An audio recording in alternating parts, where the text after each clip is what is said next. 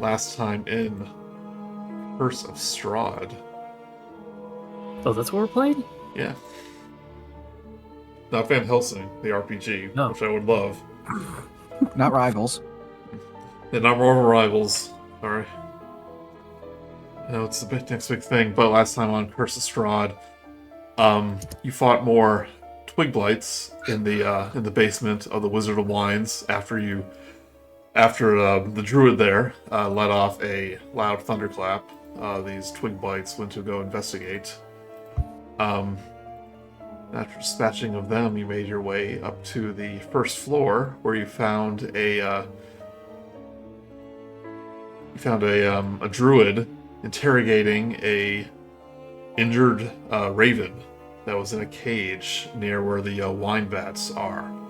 He was speaking in druid in crow, so he maybe didn't quite know what was going on. But Grude used the speak with animal ability, which I did remember you can use as a ritual, but there was no time to do a ritual in there. And the druid is interrogating the raven, trying to search for something, but the raven is insisting that it's no longer here. But the druid doesn't seem to believe him. You try to sneak up on the druid using invisibility, but the twig blights aiding the druid seem to have blind sense and were able to attack you. After a very dynamic battle spanning several floors and a couple of waves of new enemies, and Vogelsuch totally pushing a dude into the exact horrible situation. Yep, into a moonbeam. Into a moonbeam, down a flight of a floor, onto a cannon. You freed the ravens, took a short rest, and you learned that there is a leader of the druids is in possession of a what was the word? Gothic staff, which is part of a larger twisted, corrupted tree known as a Gothic tree. And that's what's controlling the twig blights. It's on a upper floor. Was a druid known as Lorghoth the Decayer. And who's searching for something within the Wizard of Wines, which they once again reiterate is no longer here. Put two and two together that they're probably talking about the gemstones that the Markovs mentioned, but that the Ravens, not trusting you 100%, didn't divulge that information. But that's where you are.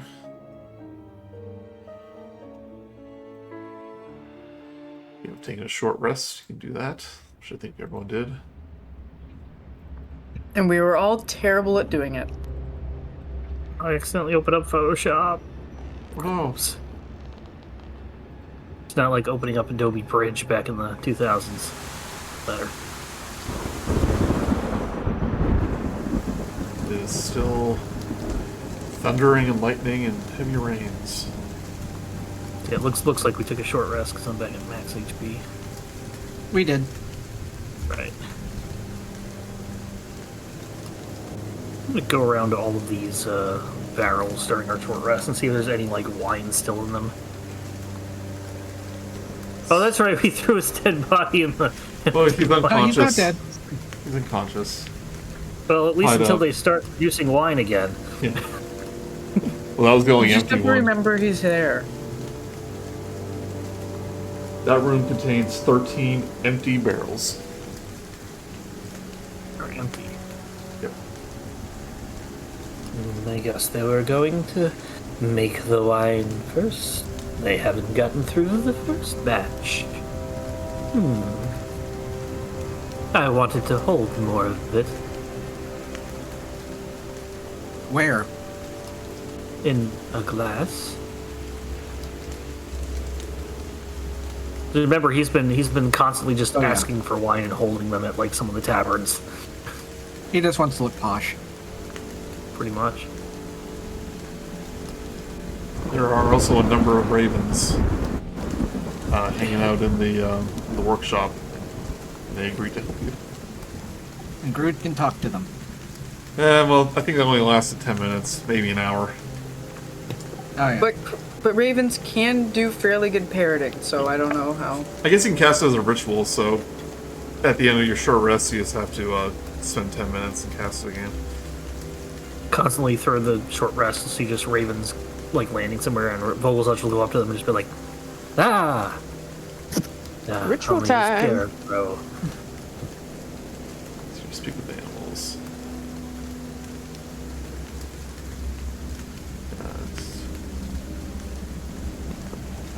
So as a mechanic, are the ravens like allies in battle? It seems to be. Holy crap! They're probably a swarm of ravens. It actually doesn't say how long it lasts. Yeah, they're called a murder of... Speak with animals? Yeah. Let me see. That's weird. Speak with animals. Something that he can do forever now. Just cast Yeah, it well, I'm once. just permanently like a. Duration is 10 minutes. It is not... Oh, I see it. Okay, I just didn't see it. Oh, my mistake. A group of ravens is a conspiracy or unkindness. Yeah, crows are the murder. Yeah. I think one of my favorite Magic cards, perfect name, was Murder of Crows in their Gothic horror sets. It wasn't a great card or anything like that, but it was just a perfect name. It was a great card. Birds get the best group names, except for bunnies, which were a fluffle. That's pretty good. Because, yeah, That is pretty good, yeah. flamingos are flamboyant. Owls are a, forget that. They're so Our great. group name. Yeah. What do we call ourselves? Congregation of Owls, I think. Oh, Parliament. Parliament, yeah. That's what it That's was. funny. I think a group of unicorns is called a blessing. Pardon? A group of unicorns is called a blessing. Oh, that's funny. Yeah. Yeah. I don't know if that's official or not. I just heard it somewhere. I Maybe arcade, think that's pretty official. Yeah. What's our group's name? Guess we never really thought of one? We could be a murder, just like the crows. We don't have any crows, though. Or the mongooses. That's a good team name. The fighting mongooses. They are more aggressive than people think. Hmm. They beat cobras and stuff. That's not easy. No. But with a name, that would indicate we want people to talk about us. As long as it's nice things. I would hope. Is that everyone rested up? I believe so. Yeah. And let's go kill a druid before he does anything worse. Just double checking. We did a short rest, not a long rest. Oh, Short rest, yeah. Okay. I was just looking at my spell slots. I'm like, oh boy. Yeah, I don't think we should just let him do whatever he's doing for 8 hours. No.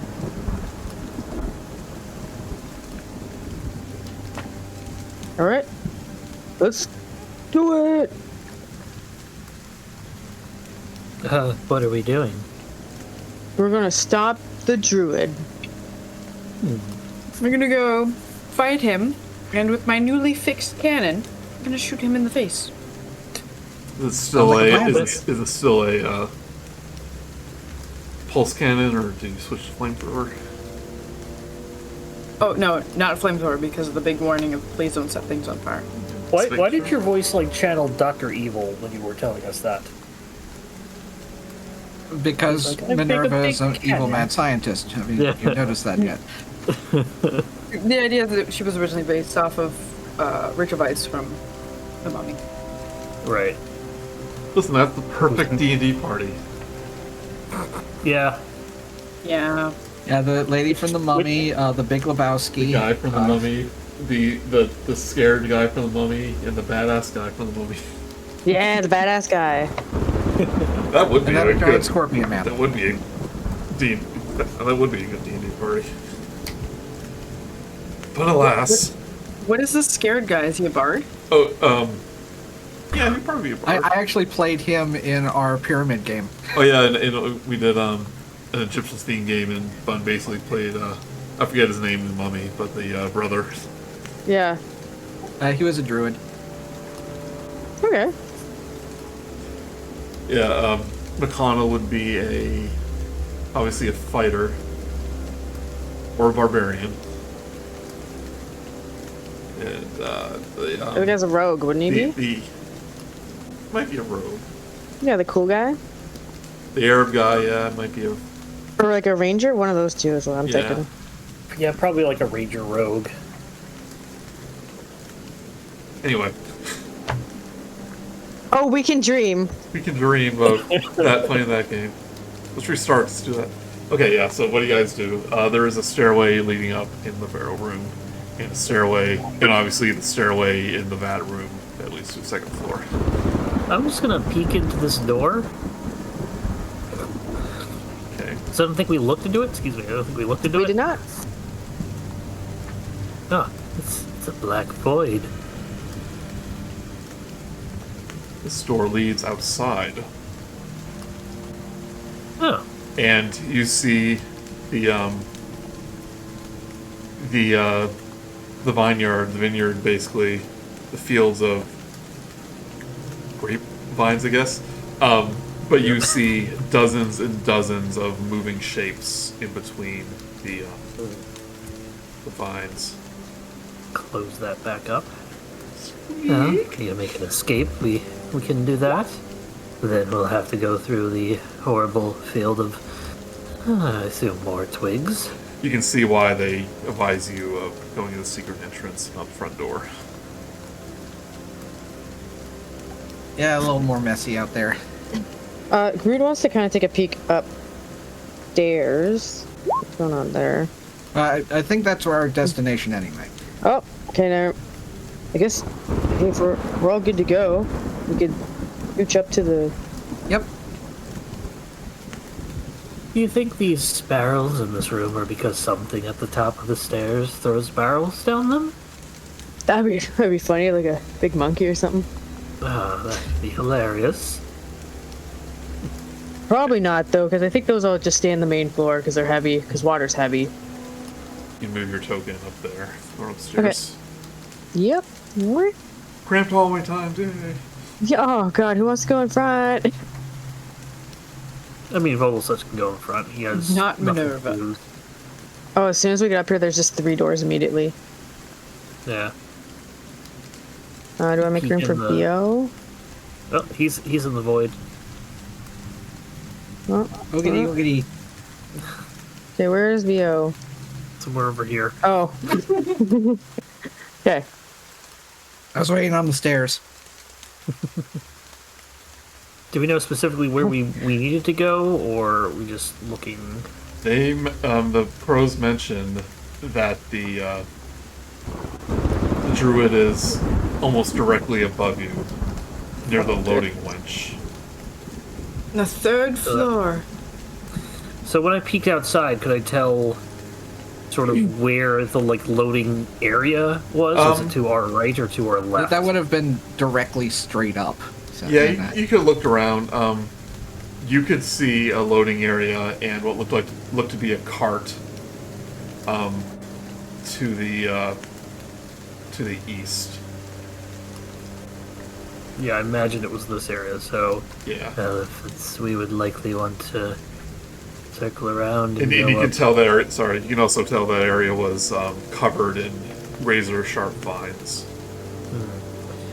Yeah, so we'd want to, noting, obviously there's a wall here, but noting where we are, we'd want to go on the outside of the keg area, and there's a way up from that.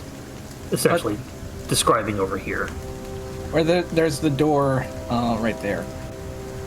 Right, but there's a wall to our south, so we can't actually see this. We can get to it easily, yes, I understand that, so. Back here. Should we check these doors? For what? I don't know. The door that you are next to Vogel Yeah. is open. What's in there? You can see like muddy footprints leading from there down to the will this door be open too? Oh, it is open. Yeah, leading to this doorway here and down. You can probably tell this is where the druids and the blight came from, the upper floor. Does this look like some sort of like juice press or like a printing press? They're printing press. For the labels. In this chamber Yeah. are a desk, a chair, a tall wooden cabinet, and a strange contraption that takes up most of the northern end of the room. And you see contents of the desk just thrown around the room haphazardly. I think I found a torture chamber. Going in. In a winery? The rack. I'm not going to question it. Dude, that's a printing press. That's how you get the word out. And you can see wine labels scattered around the room too that says the Wizard of Wine. You recognize the text and the symbols on it because you saw one of these wine bottles in the Durst mansion, and probably around the taverns too, the Barovia and the Locky. I'll do a quick look at the desk and see if there's anything of worth or value or interest other than what we can just described. Search the room essentially. Yeah. Is any of us... Ooh, blank checks. Are any one of us actually good at looking for things? Just real quick. Give me a I quick have investigation. eyes. Not I. Natural 20. Natural 20. Oh, wow. Woo! My new sparkly dice that I'm using. Nothing much of note in here. Just old labels, maybe some early designs or like prints of potential new. There must be like a graphic artist in the family. You do notice that there is ink bottles scattered around the room, and they appear to be made of wine. Wine ink. The bottles are made of wine? The ink is made of wine. You see pieces of parchment and jars of glue. Huh. I guess makes sense for printing the labels.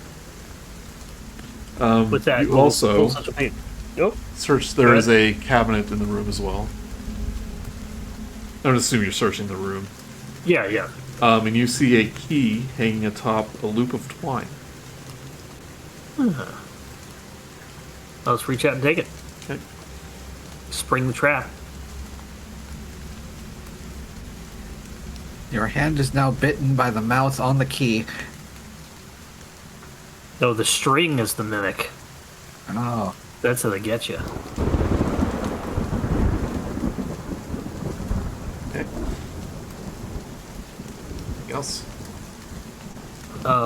Yeah, so I'll mark down on my notes that I have key from thing.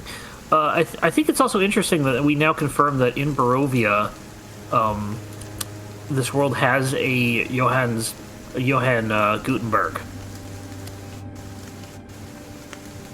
Well, of course they do. I mean, just imagine how many apostrophes are in that name.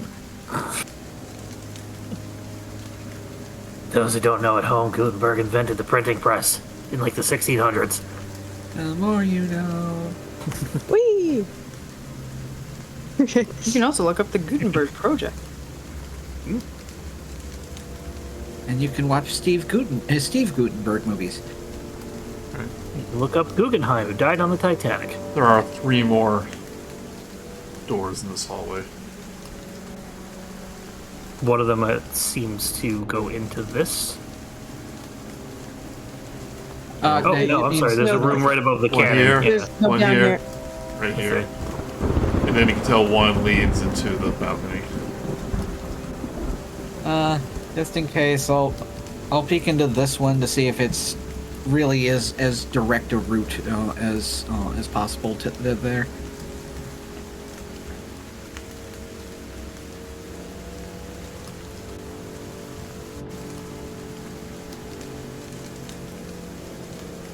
Yo, what is it? This room contains a rectangular table surrounded by 8 chairs, an L-shaped cupboard, and a floor-to-ceiling closet pantry. Next to the pantry is a small iron stove. Looks like the kitchen. Dining table. Any other doors or anything in there? Two of them. There are 3 doors. Oh yeah, there's one over here. Is it a direct right, route? yeah, the pantry one. Looks like a little pantry, yeah. I'll take a peek real quick. They're probably just pantries. Yeah. I'll try this one and the one below. If there's nothing that jumps out at me. Pantry holds cooking ingredients and various stores. And your doom. Your doom!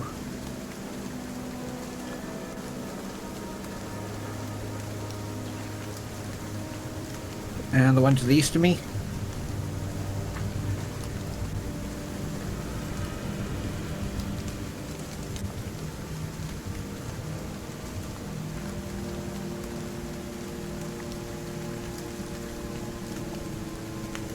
This room contains a 4-poster bed, its headboard carved in the likeness of a giant raven. A soft, black rug covers the floor between the bed and the door. In the corners of the south wall stands 2 slender wardrobes with a tapestry of a church hanging on the wall between them. Beneath the tapestry sits a handsomely carved rocking cradle. To the north, under the window, is a plain desk and chair. Other furnishings in the room include a wooden chest and a freestanding mirror in a wooden frame. I'm assuming it's as ransacked as the other room. It probably would be, yeah. Okay. So I want to explore more of the room, though. Just a quick glance. Okay. Give me an investigation check.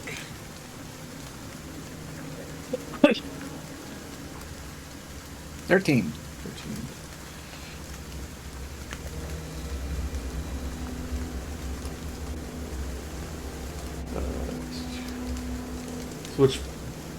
What are you going to be checking out? Not like ransacking all of the drawers or anything, but just like glancing around to see if anything catches the eye that Yeah, there's a desk. doesn't look like. A wooden chest. And a wardrobe. And I guess the chest. Okay. It is locked.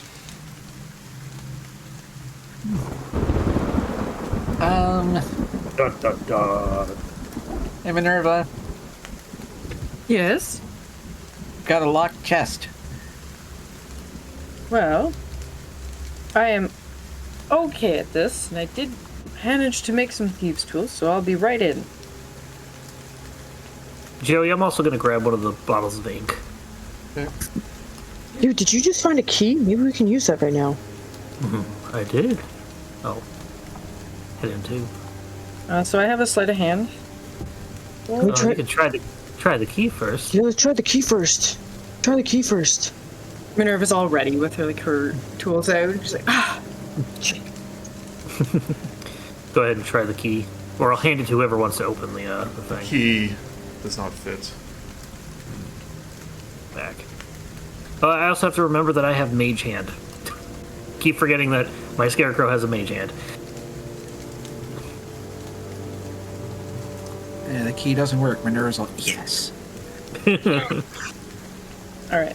But it is a sleight of hand, right? Sleight of hand plus proficiency. I don't think I... Do we make a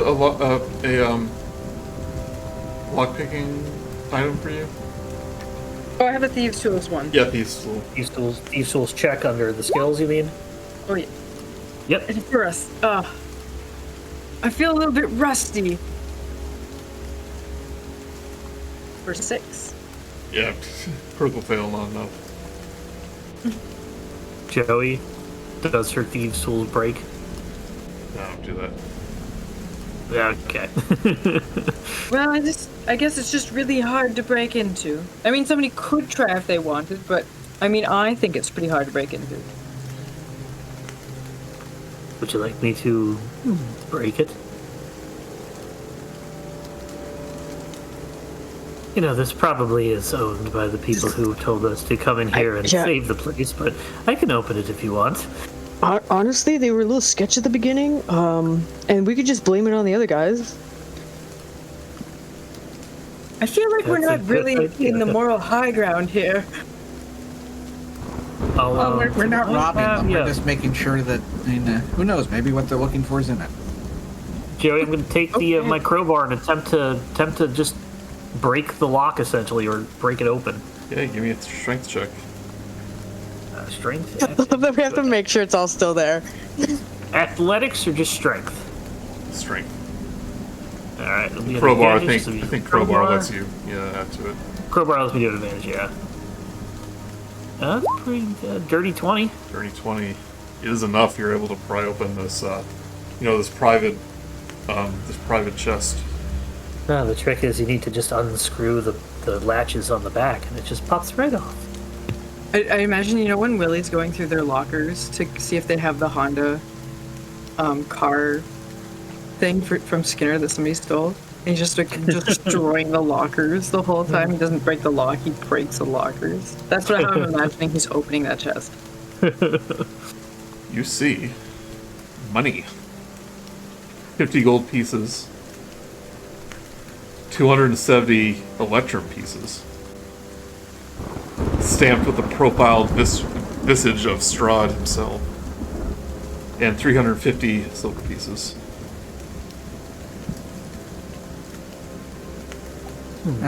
Now is when we question our morals. But I think they'd probably be mad at us if they found out that we robbed them. Yeah, I was thinking it'd just be like a cool thing, not money. Oh well. Like a family tree that had a surprise, like, separate sibling or something. Although I feel that anybody who uses Electrum is probably evil. Only people who pay in it. Yeah, that's fair enough. Twins, if you are not familiar with what Electrum is, it's the, It's Bitcoin. it might as well be. It's a This is a 50 front. cent This piece, is essentially. This is a front for a mining operation. This isn't a winery, it's a minery. Winery. Yeah, it's Yeah, it's 50 copper. 5 silver piece. 50 copper, 5 silver, half a gold. They stopped using it because it was annoying. Yeah. It was the $2 bill of D&D. Oh, okay, yeah. I'd imagine to be the 50 cent, piece, but I forget Wait, who's did on you- the 50 cent piece. So- Then Hey, again, $100 bill? So We have then $2. again, the $2 coin in Canada is really cool. The loonie. The toonie. Yeah. This is $2. right, anything else in this room? No, I was just curious about the thing they couldn't break into. Okay. Yeah, I'm pretty good too. Yeah, we're not here to rob them. We're here to find the entrance to upstairs. What about that other unclosed one by Vogel? And Such a go over and you mentioned too if this place is ransacked and the desk, papers on the desks are like thrown around and Are there any bunch interesting of, papers? bunch of clothes. A bunch of clothes are thrown from the wardrobe. You can take a look if you want. I'll do that. I'll roll investigation if you'd like. Okay.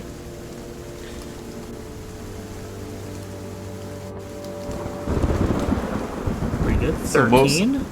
Most of these papers appear to be shipping records.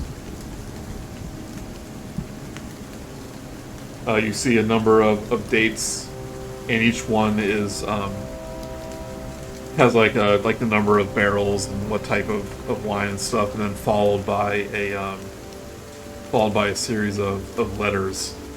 Some are marked BV, some are marked BW, some are marked simply K, some say Vistani, and some of the records, which date back decades, and then kind of stop are labeled with an S. Oh. Well, I think the S means Strahd. What would you say? Or what would be overlapping? You're quite muffled right now, Vogelsuch. I think you need to straighten out. Were you, speak, were you And the speaking cloth into got your, stuck in your mouth were again. you- were you speaking into your pillow? No, I was crying in my hat, so I don't know. Anyway, so what do these other ones mean? BV, could that be Barovia the town? BW could be Barovia. K could be Karovia. I don't think that... Is there a Karovia? No, but it could be. If I remember right, the city to the furthest west, Kresic, so probably that. Yes, Kresic. Well, I mean, it makes sense. They're probably the biggest, if not only, winery in this whole land, so I guess they would be selling it to all over the place. Irina speaks up, saying the BV might stand for Blood of the Vine in Barovia. What does And that the mean? BW is the Blue Water Inn. Oh, that makes sense. Yeah, that sounds. Thanks, Irina. I think they should keep the legend somewhere nearby so they don't forget. Looks like they used to deliver to Strahd decades ago. I feel like Strahd doesn't drink wine. Everyone Well, in he- Barovia drinks wine. But he was asleep for a long time, wasn't he? Yeah, unless it was like to his goons. He still has servants. Yeah. But something happened where they just stopped. Well, that's something good to know. That keep an eye out for when we go over for dinner. Don't I remind wonder me. if that's when like the stuff got stolen that everyone keeps trying to go after. It lines up with those dates. Which stuff? There's like the 3 heirlooms or whatever, the family. Oh, yeah, Irina goes, well, they said one of the gems was stolen a decade ago, but the other 2 were very recent. That's why the Druids are here. They're searching for a third one, stolen a decade ago.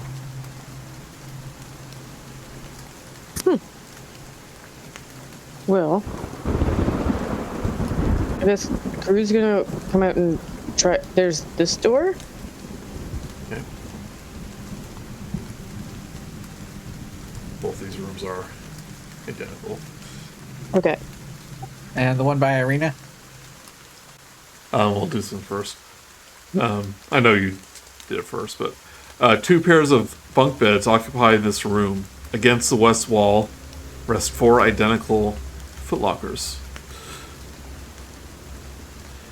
And one of them seems to have littered with like toys. And one thing kind of stands out, like wooden toys and stuff. One thing does stand out though, is a rocking horse painted black with wild eyes that has painted orange flames where the mane should be, where its mane, tail, and hooves should be. It's pretty metal. It's like I'd see something in my nightmares. I get it. Or a particular toy shop? Oh, right. This is very Blinksy. As you get closer, yeah, you gonna look at it. Yeah. Yeah. Written on it, you see the name the Syphilis, and in smaller letters, the slogan "Is no fun, is no Blinksy." Blinksy. Oh, what a guy. Why did he name the horse after a disease? Potentially the disease was named after something else. Oh, it could be that. Here, I'll write down how to say it. Yeah, I know it's not literally saying it's syphilis. Is it Sisyphus? The I was syphilis, thinking yeah. it could be that. Yeah. You gotta keep riding that horse. You can't stop. Ride that horse uphill. Is that a reference? It's This is Yeah. good. Mark said it. Of course, it's a reference. yeah. Oh, it's the Greek, Greek Punishment? tragedy of the guy who stone had going to up the rock. roll the boulder up the hill for all eternity. Okay. Let's all say the same thing at once. And finish our Well- sentences. Oh. What the hell? And then keep rolling. This rocking horse does not have a unicorn horn on it. Just so you know. Or yeah. it doesn't seem to be missing a unicorn. Because Blinksy was pretty.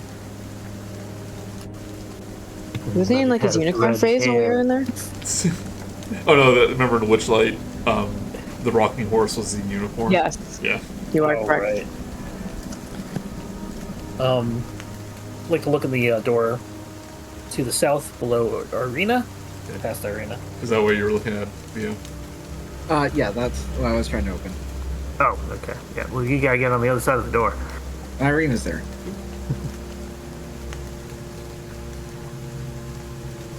I'm sure she'll move if you ask. You see a hallway. The door. on the Arena, far go end. over there. Are you the heroes? Yeah, just yeet. Let me just push her out of the way. I forgot we can control her.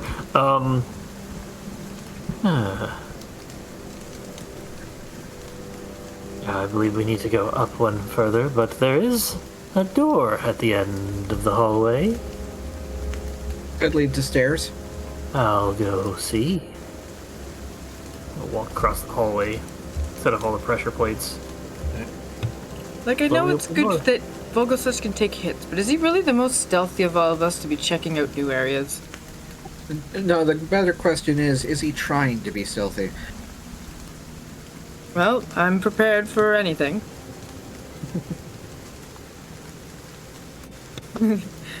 It got really cramped, okay? I didn't want to just put tokens over tokens. Yeah, that's fine.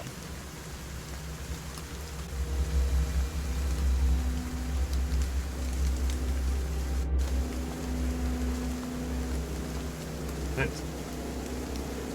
The roof over this room has collapsed, scattering mounds of debris and revealing a dark, stormy sky overhead that flashes with lightning.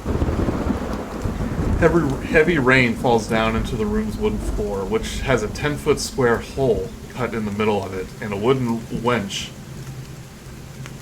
mounted upon the north side. A dead, misshapen tree grows through the hole at the center of the room, its gnarled branches forming a skeletal canopy overhead where the roof should be. So imagine like a tree growing from the hole here that's covering the like the top of here. Blood oozes from its trunk like sap, and a man-sized bird crafted from wood, animal skins, and burlap perch among its branches. So it's actually in the middle here. I was really hoping to avoid those things. And you see a number of the smaller ones. You recognize these as the Strix and the lesser Strix that attacked you on the road. And it's obviously looked into this room from below. Okay. Yeah. Have they, go ahead. Oh, sorry, go ahead. Has any of them seen me? Well, they will when you open the door. Perched atop I heard the it. winch is a man with wild hair, rotted teeth, and skin painted blood red. He carries a gnarled staff made from a black branch, with blood oozing from the cracks along its length, and a dark trail of smoke wisping from the broader end. As you watch, the man waves the staff towards the dead tree, which groans, bark snapping and splintering, and its branches rustle and its trunk grows slightly taller. And he does notice the door open.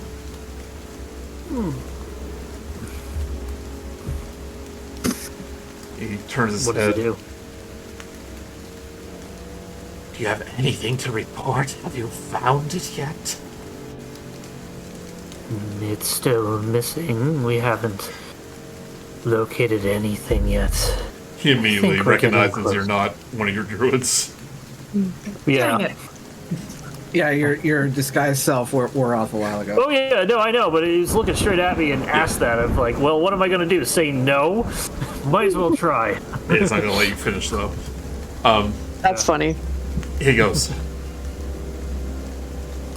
But I heard a disturbance below. It was the blights. They're all gone.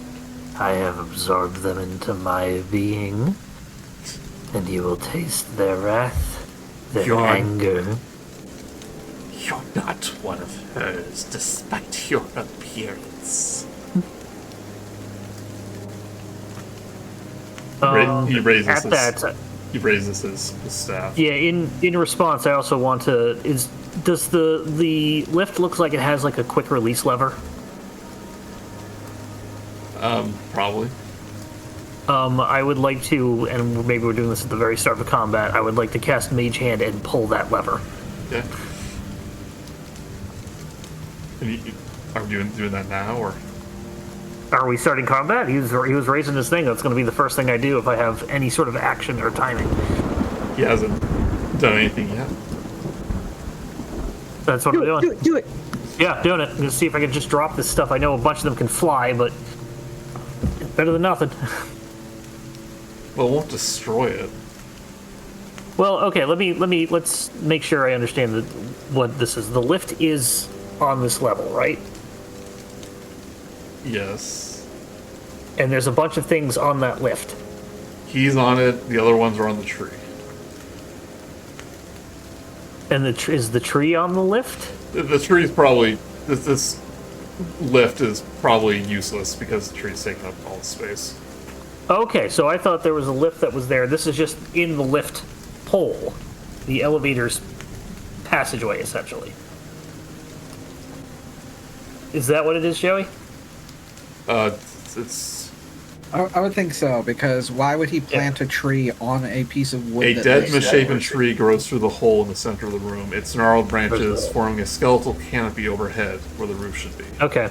All right, so I had that wrong. I thought they were just. on It's the not lift. in the art because it wasn't in the original module. No, yeah, that makes sense. It makes sense. Okay. So I don't do that. I'm going to, if I have a chance, Yeah, so yeah.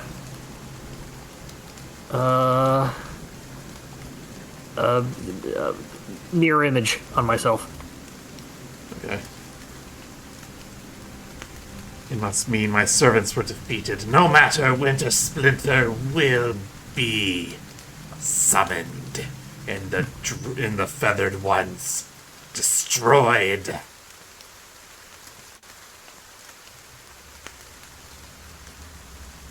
And I'm guessing you're initiating combat. I thought he was gonna do something with a stick at me, so Okay, yep. instead of Let's monologuing. roll for initiative. I wonder how Vogelsuch is doing. Yeah, it's like, I don't know. He was like talking to someone, I think. Well, Usually- that sounds like good progress. Usually when combat starts in cramped areas, I let everyone get Yeah. into the room first, so... Oh, come on. What? He got a 5. No, I got a 1. I just have really good Amazing. plus. 19 for Grude. I'm going first. 19. That's the bee's knees. It rolled off of a 19 onto the 1.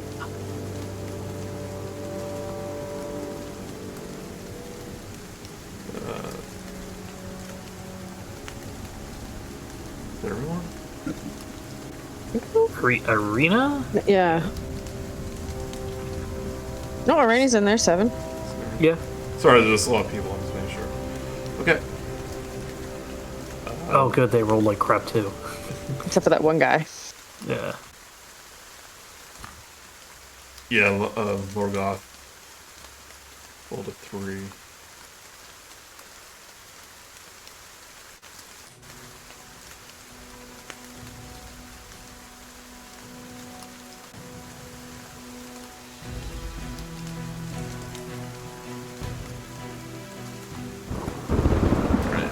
Let's maybe in the room.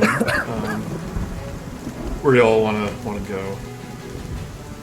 I'm gonna move myself back because I'm Well- going to be last in line. So. Well, yeah. Let's do. Yeah, Grude first. Initiative is turn order or marching order. Yeah, you start outside and Move the heck- you can Get out of here, and you Minerva. can use a difficult terrain for one square to get into the room. How's that sound? Is That's it fine. okay that we set ourselves up like this? Yeah. Yeah.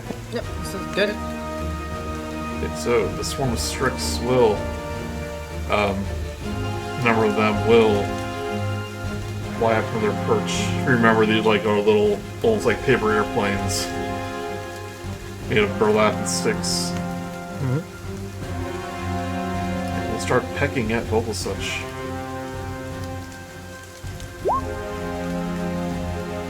6 will miss. 6 will miss. Alright, Grude. Alright. Gonna go. Sorry, I skipped the corner there, but More of go in you. here. Hey, dude, how's it going? And then I think what has Grude got left at this point? What you got, guy?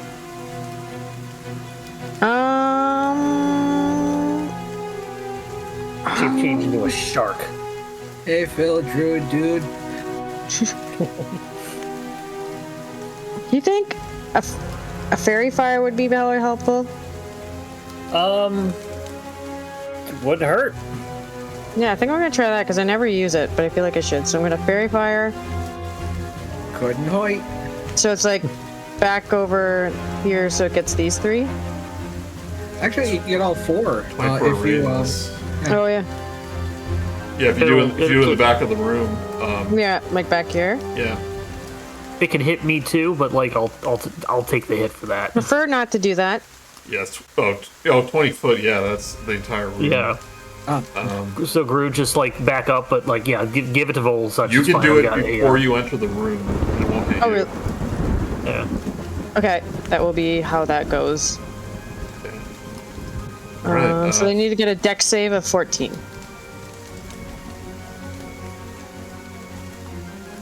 Gives me Phil's up. always good at deck saves. Nice. 15. Well, I'm fine. okay, both lesser Strix swarms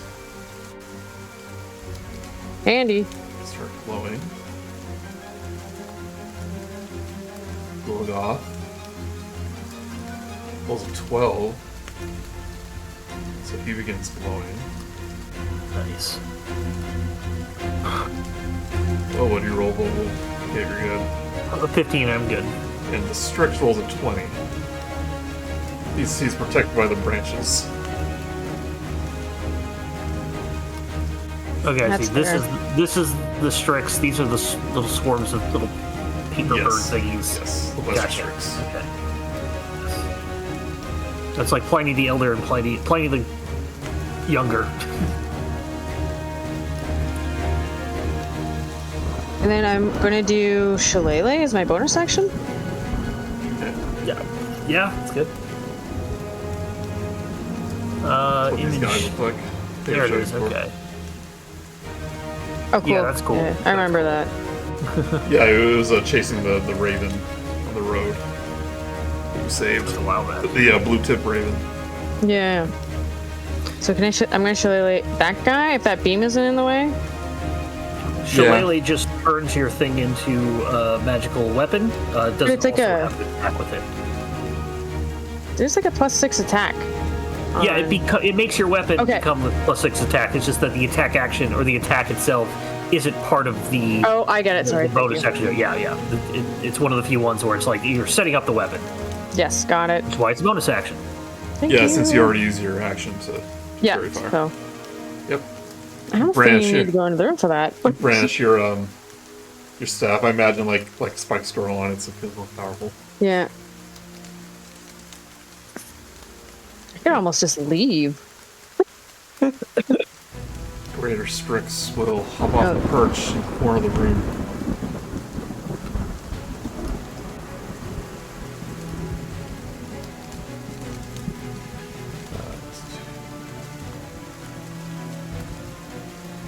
these silver barbs that are like sewn into the or that are like are attached to the wing. Begins to flap them. Two of them will fly toward Vogel. Yep.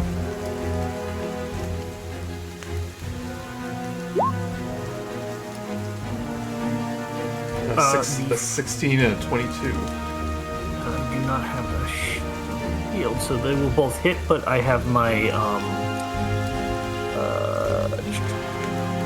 mirror image up. So the first one I need to roll a 6 for it to cancel, and I rolled a 7. The next one needs to be an 8 or higher. It does not, it hits me. So the first one's needs to hit 10 plus my dex modifier, and so it is then destroyed because it is obviously if it hits me, it did that.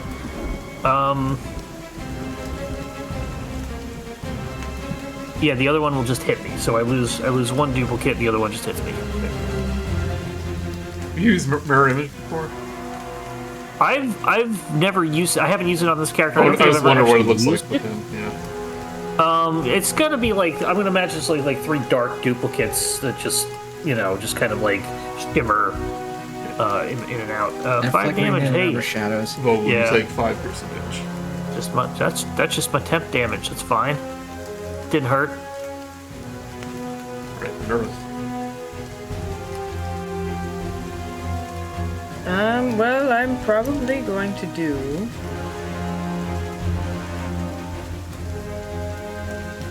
Get in there, so it's the 1 difficult terrain. Episode 10. Yeah, and I want to go up here. So if I'm at 30 and it takes me 25 to get here, is that a little bit too low? No, you'll just have 1 thing of double movement, so it'll be it should be enough. All right. So then that would that eat up my action and remote bonus action? No? Okay. 'Cause I didn't know if that double movement is a dash. Oh, No. You didn't do that's just difficult terrain, not Okay. extra movement. Cool. So because I'm going to use my firebolt. Usually in cramped quarters like this, moving through an ally is going to be double movement. I established that a couple of episodes ago. Yeah. I was just giving you a freebie in the hallway since everyone was cramped. Yeah. We're just in the smallest, narrowest hallway. All right. So I'm that's gonna. still 30 movement, though. You're good, would don't like- worry. I would like to use a firebolt on the little flying things. This one here, Okay. the top one. You will get advantage because it's very fired. That's right. So 14. 14 will hit. Remember, you can right-click and hit advantage. And I'm gonna hit for 12 fire damage. Ooh, Nice. Max damage there. And they do look burny. And then with my how does it look? Does it look pretty rough or not phased? About half of the little Strixes burn up and fall into the thing below. Then I'm going to use my cannon. I'm just no, because it has a less of a movement speed than me. You can probably get it into the room, Yeah, I'll put it unless it dashes. here. Yeah. If it dashes, And you I- can get in there. All right. And then that takes away its movement, though. It takes away its Its attack. action. If you dash, then it takes Yeah, away that's its what attack, yeah. Yeah. So it's just gonna get in the room, and I am going to shoot everything next turn. Oh no, oh yeah, next turn, yeah.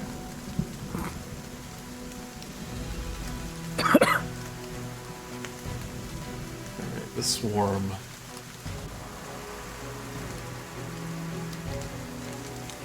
It's gonna come down and start trying to pick at Grude's, all the stuff in Grude's beard.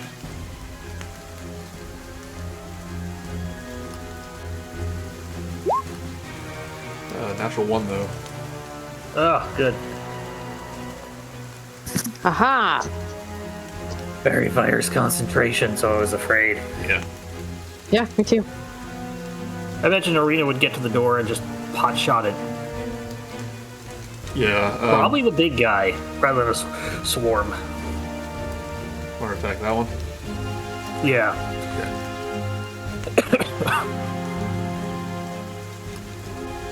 You want to roll it or you want me to roll it? I forgot to open it, so if you want to roll it. You hold shift, you can, oh, I don't want to print it.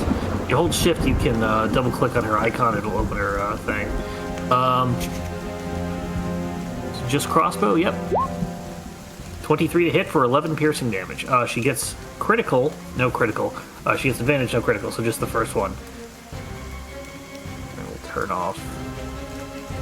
Oh, I can't.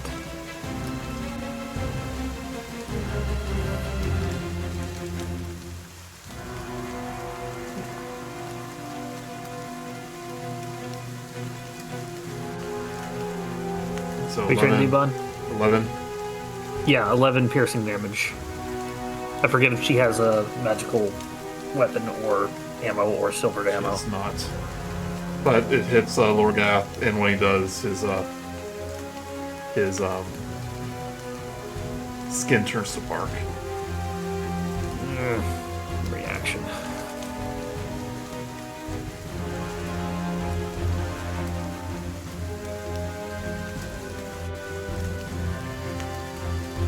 Wait, does he have this?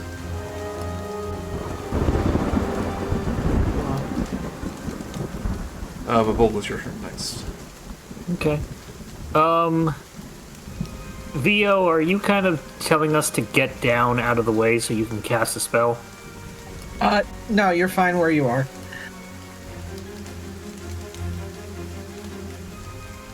I don't have rage, I don't have my other thing. Joey, are we 10 feet up? From the We're on elevator, the I assume third it's floor. I assume it's one floor. It's Does it go down to? It's one floor, It's one floor. Okay. probably about 20 feet or so. But there is a tree in there, so So what? One floor, 20 feet or 10 feet? oh, I don't know. The floor is usually 10 feet. I would like to jump down. Okay. Would you like me to roll to see if I land prone or on my feet or anything? It's up to I you. just have to read.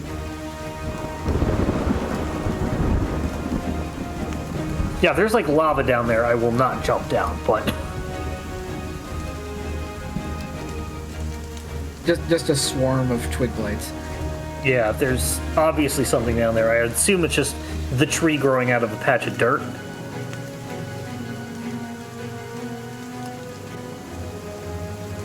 Show what's down there.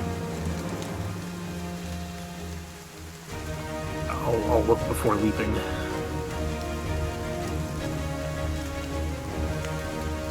Oh, it's got vines on it. Yeah. Yeah, so let me show you. A raised wooden walkway runs along the west, south, and east walls of this overgrown loading dock, with it choked with roots, dead shrubs, and tangles of hanging vines. A wide door to the south stands closed, its wooden width covered in mosses and assorted fungi. 3 wooden barrels lie haphazardly discarded around the room, partially overgrown, with strands of green ivy and red spots of sharp thorns. At the center of the room, between the wooden walkway, stands a broken wagon with a gnarled, misshapen tree growing through the hole in its center. Blood oozes like sap from its twisted trunk, which raises through and fills a large hole in the ceiling. So it fills it. Okay, yeah. So, you won't be able to, sorry. Yeah, so, and I don't want to if there's horrible vines down there, so I will then change, because I want to jump down to get away out of the way and then just Eldritch Blast people. So I'm going to, before I move, I'm actually just going to go ahead and make my attack with my scythe on this guy. Okay. Let's right next to me. Irina? No, the paper birds. 25 to hit. That'll hit. 9 magical silver damage.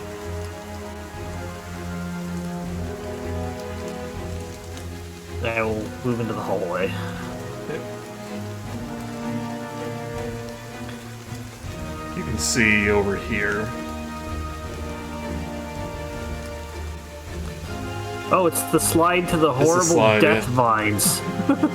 Oh, you know why? Because they lift stuff up, they fill the barrels, and they slide it down. Yep, that's how they roll the barrels up. That's how. Oh, they roll it up. Yeah. Okay. Oh no, say they roll it down. Yeah, you're right. Okay. Because this is the wench lifts the barrel up from the carts, and then they roll it down to the storerooms. After they fill it. Oh, just imagine what happens if you slide down now with the thorny vines down at the bottom. Yeah, no, I noticed that when we were fighting in that room down there. I was like, something's weird here. Looks like a slide. But that will be my turn, as I do not have any bonus actions that I want to cast. Hit. Vio. Vio comes in, violin ready, and we don't have to worry about noise anymore, right? Go for it. I think this is who we were trying to avoid. Yeah, and just belts out one long noise as he casts Shatter, which I will need a Constitution DC 14 from all 4 of them, as it is a 10-foot radius sphere.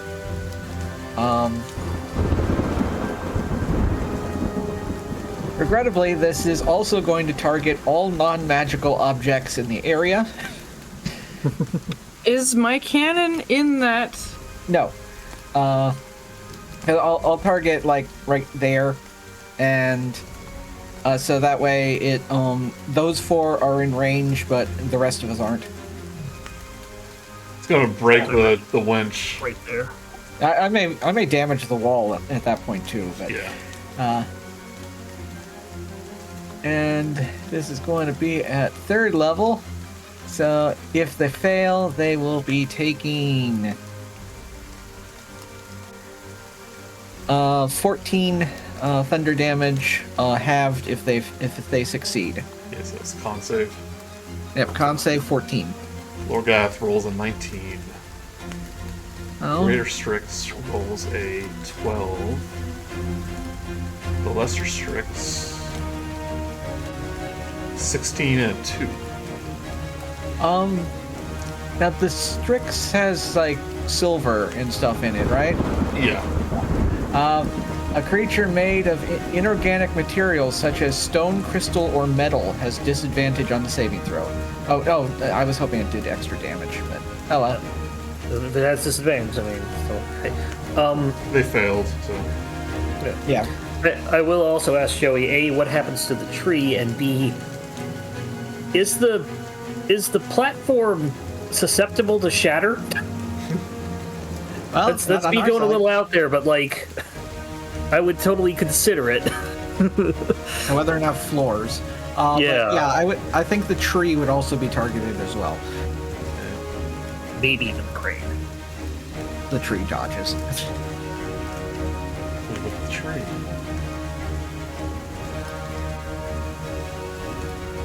Be right back. Grude just remembered that we're supposed to target the dude's staff. Everyone's going on about this staff. I think the tree will just automatically take damage. Yeah, probably. Wait, it said non-magical things? Because this is definitely magical. Yeah, it's basically like if you do this in a room, you're going to destroy all the furniture. Yeah, okay. So, unfortunately, the winch is torn to pieces. Starts breaking. The tree will take a little bit of damage, starts bleeding a little more. Okay, so what was the That's damage? not creepy. What was the damage for everything? 14 thunder. 14 thunder, okay. in half on a save. Yes. That's... I miss the 3rd edition version where like constructs and stuff would take double damage. Some spells do that.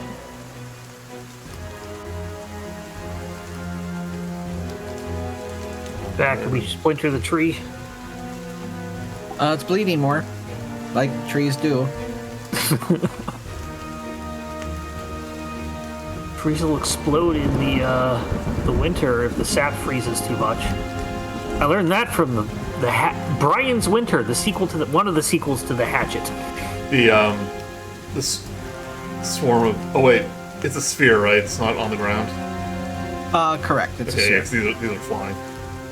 The Strix that were by the cannon, they all drop dead and, like, explode into splinters.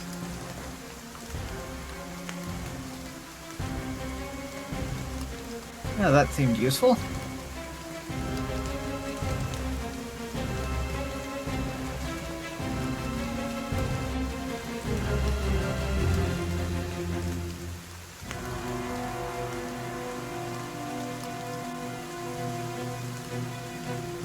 How the other ones look? They look pretty hurt. Lorghoth will, as the thing explodes, he'll kind of leap off the as the wind begins to break. He jumps off to the corner here. He raises his staff, and as he does, the rain grows heavier, the thunder louder, and he goes, Nature, heed my will, for I have the Shadowed Lord's staff. You hear the rustle of dead vines all around you.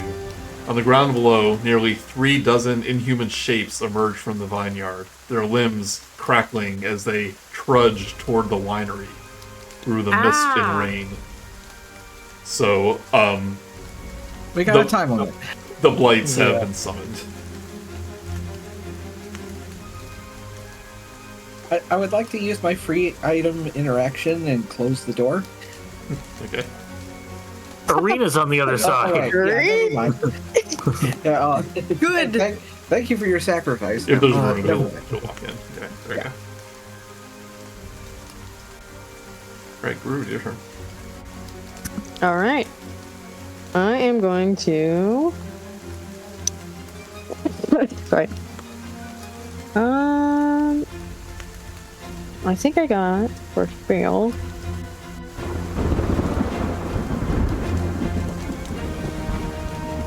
Oh, I forgot the swarm of ravens. They're here too. Yeah, they're just hanging out by the brewery. They fly in this turn. They couldn't make it in through Yeah. the doorway, so they're flying to the bottom. There you go. They're at the end anyway. I'm gonna try. Well, it's the same turn, so yeah, they'll sweep in, and they'll start attacking this swarm right here. It's just complete chaos over in that Yeah. section. Birds everywhere. Oh, There's God. a 20, and the birds like pick apart all the remaining Strixes. Yeah! Great job, team. Right, now Bruce, your turn. Okay, I'm gonna move up here to get to this guy, and I'm gonna do guiding bolt on them. Okay. At advantage. Yeah! So this is just level 2. Oh, crit, nice. So we'll do that. 22 radiant damage. Oh my gosh. Level 2 guiding bolt crit. No, then you do the additional 10, so you do 33. So what's the 10 from? It's the you had an Oh, absolute I see it underneath. yeah. Oh my god. Okay, yeah. You had an absolute garbage second roll, 2, 2, 2, 3, 1. But Yeah. Oh, still, is that like 5d6? 5d6? Because Yeah, level 2, yeah. yeah. But like, oh, it's still okay. Oh, it's still a lot of damage. Yeah, it's like oh, that second roll is disappointing. Grude like synced it up with like a lightning strike or something to make it look extra flashy, and it ended up doing more damage. So, this guiding bolt, which I think gives advantage on the next attack, but he's still very fired. It hits him directly in the chest, and he kind of grabs at it. It's like, "Ugh." And he looks up at you, and from the wound in his chest, vines start appearing and start wrapping around him, and he just, it's like he's hulking out, but he's made of vines. And I think I made him angry. and like as the vines wrap around him, he is transformed into a giant mound of tangled and gnarled vines. It's a Cthulhu chia pet. Ah.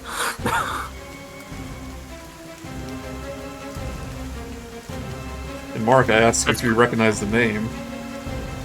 Lorghoth. Lorghoth is the shambling mound from the original Death House. Yeah, there was a familiarity to it. I thought it was just something I heard in passing, but I'm like, yeah. So Yes, you're right, yeah.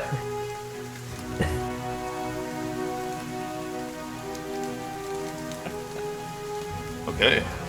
Good hit, though. So I will say, Joey, just as a note, that if the Fairy Fire does drop before the next turn, that Guiding Bolt still will have the effect. Yeah, he's still glowing. Just a good thing to remember. Yeah, just a good thing to remember, though. May the power of the Gothias guide me. Do you have any wild shapes left, Grude? I do not think so. I don't think I have a. Okay, can't do your archer form. No, I can not. From what I'm pretty sure. Okay. Yeah, we used a lot of stuff in the getting up here. We sure did. Yeah, I'm done. At least I got one good attacking, right, guys? Oh, yes.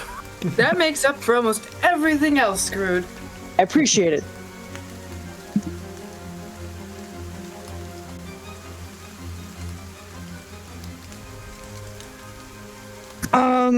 Right. I guess I can't move away, or else I get an attack opportunity. Yeah, he's now filling up the space here. So I misheard. The Strix actually has 3 tail spikes.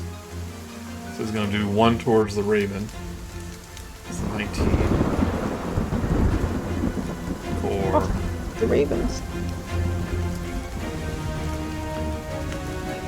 11 damage. Like, it goes straight through, like, about 2 of the Ravens, and they fall down into the thing below. 1 to VO, 19. 4. What is it? What is it physically? It is a silver barb. Oh, okay. So yeah, I probably can't parry that. Well, I mean, it's an attack. So If it is considered a weapon, then yeah, I'm gonna parry that. Well, no, it's meets and beats. It's a range attack. Yeah. Can you parry your range attack? No. Okay, yeah. Sorry, Not unless I take some monk levels. for so- 9 piercing. Okay.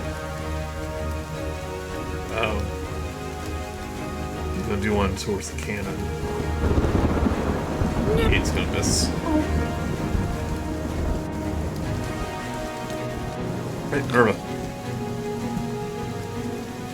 Theo! She angrily lifts her crossbow / gun now, and she's like, I've been saving this just for you, and I'm gonna aim it up, and it's gonna be a scorching ray. Aiming at it, so I believe that's 3 shots on it. Yes. So which one are you hitting first? I'm only hitting the Lorghoth the Decayer. Okay. So 3 times. So do I roll it 3 times? Yes. Yes. Okay, cool. And Nice. Oh, I had advantage. That fairy fire was a good idea. So the one is the 19. I'm gonna pick the other one is the 19, and this is the last one. I know I keep not picking, and then 16. So 19, no, 24. you rolled 3 extra time, or an extra time. Okay. So 19, 19, 24. 24, all of them hit. Yay! 2 damage. Do we have advantage on damage too? Wreck it up, Steph. Okay, 2, 7, and 9.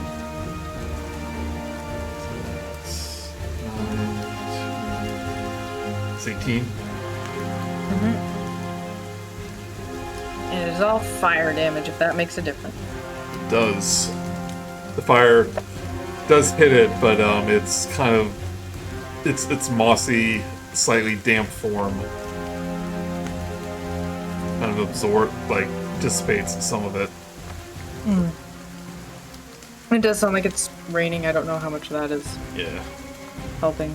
Oh, and what's that feature that we got to do? How much was it? Which one? Your first attack is does an extra like 2d6. It's proficiency. Oh, because it's my arcane thing. Yes. So that's the D6. No, that's bardic inspiration. It adds a set amount. Which Roll I a think is the same d8. D8. It's different than the alchemist. It's actually a Oh. dice roll. Yeah. I get an 8. Yeah, it's this extra 8 Nice. fire damage. Yeah, we've been forgetting her enhanced firearm does an extra d8 of damage. On the first damage spell of the spell. Alright, good hit. And to follow that up, this is to make up for what one of your cronies did to it, and so it's I'm just gonna shoot at it with the force fire. Oh, and I get 17 will hit. okay with so 17, and it is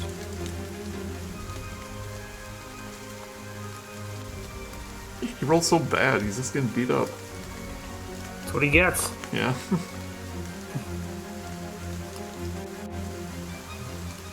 2d8. 5. An extra 5 just to top it off.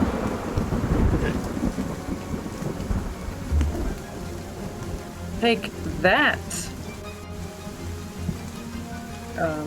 And then Minerva is going to. Oh, no! I'm just gonna run back here, so I'm not gonna get hit by stuff. That's the end of my turn. You're below me.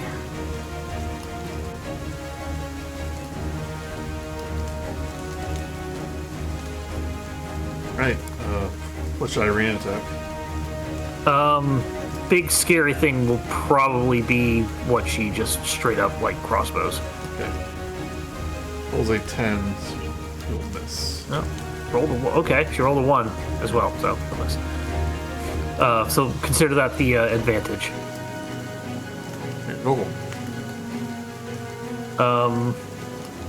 Yeah, he's gonna take a look at that. He's going to Eldritch Blast 3 times, or I'm sorry, I don't have 3. I only have 2. Eldritch Blast twice at that, both of them at him. He's large, he has fine. Yeah, Feel bad I left Grude there to die. that's fine. First one, 23 to another hit. one. Second one, 23 to hit. Both of us hit. Yep. 2 and a little better, 7. So total of 9 force damage over 2 attacks. He's gonna get out here and get right up next to this thing. Okay. Raises wings in a display of intimidation. Vogelsuch displays his straw same way. That's my turn.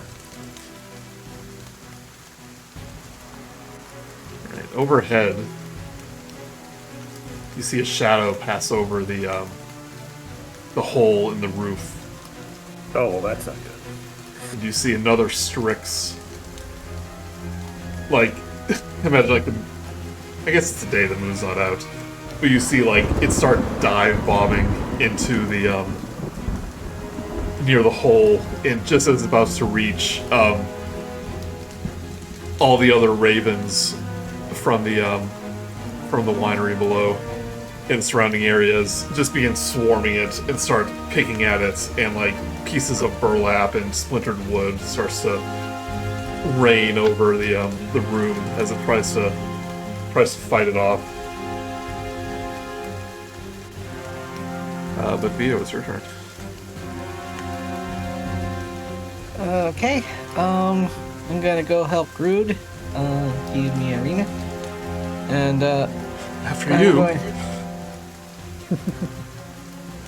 I'm going to yeah, let's see what stabbing does with this thing, as well as booming blade. So,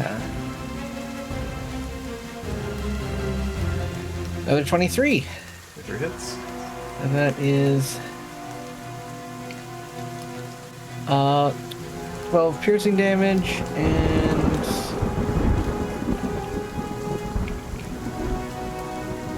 4 thunder damage and another 11 if it moves. Okay. 12.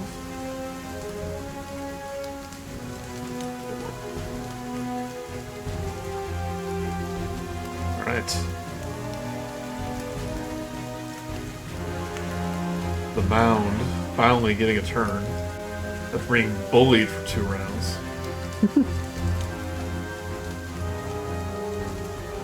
Oh, and I is in stunned him for either 3 turns. beholder. Will lift up its 2 bulking, mighty hands to you, Grude. Do 2 slam attacks. A 19 and 23. Oh, that's not good. Imagine both those hit, right? Grude. Grude? Grude, dude? I'll take a look. I don't think it's still alive to respond. Are you there, Steph? AC is 17 for Grude. Okay. Oh, 1 second. Okay, yeah. You take 26 of bludgeoning damage. Great. Give me 2 Constitution saving throws. Okay. Are those both from one attack, Joey? Or, like, the damage is separate, Separate, yeah. for... What was the each? Constitution save. I've got you. First one's good. 18.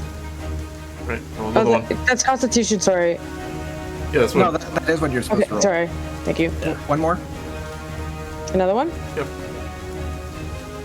21. Yeah, 21. Your Constitution is still up. Your concentration. Yeah. Go, Professor Grude.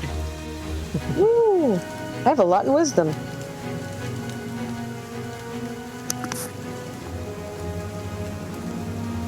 I'm not So- feeling so hot though. The last, like, both of these hits connect with you, and you are now grappled. Divine man. Big old shit. Oh yeah, it's divine versus divines. Yeah. And it pulls you into it. Blech. So you are now engulfed. That's a mechanic? Yeah? Oh yeah.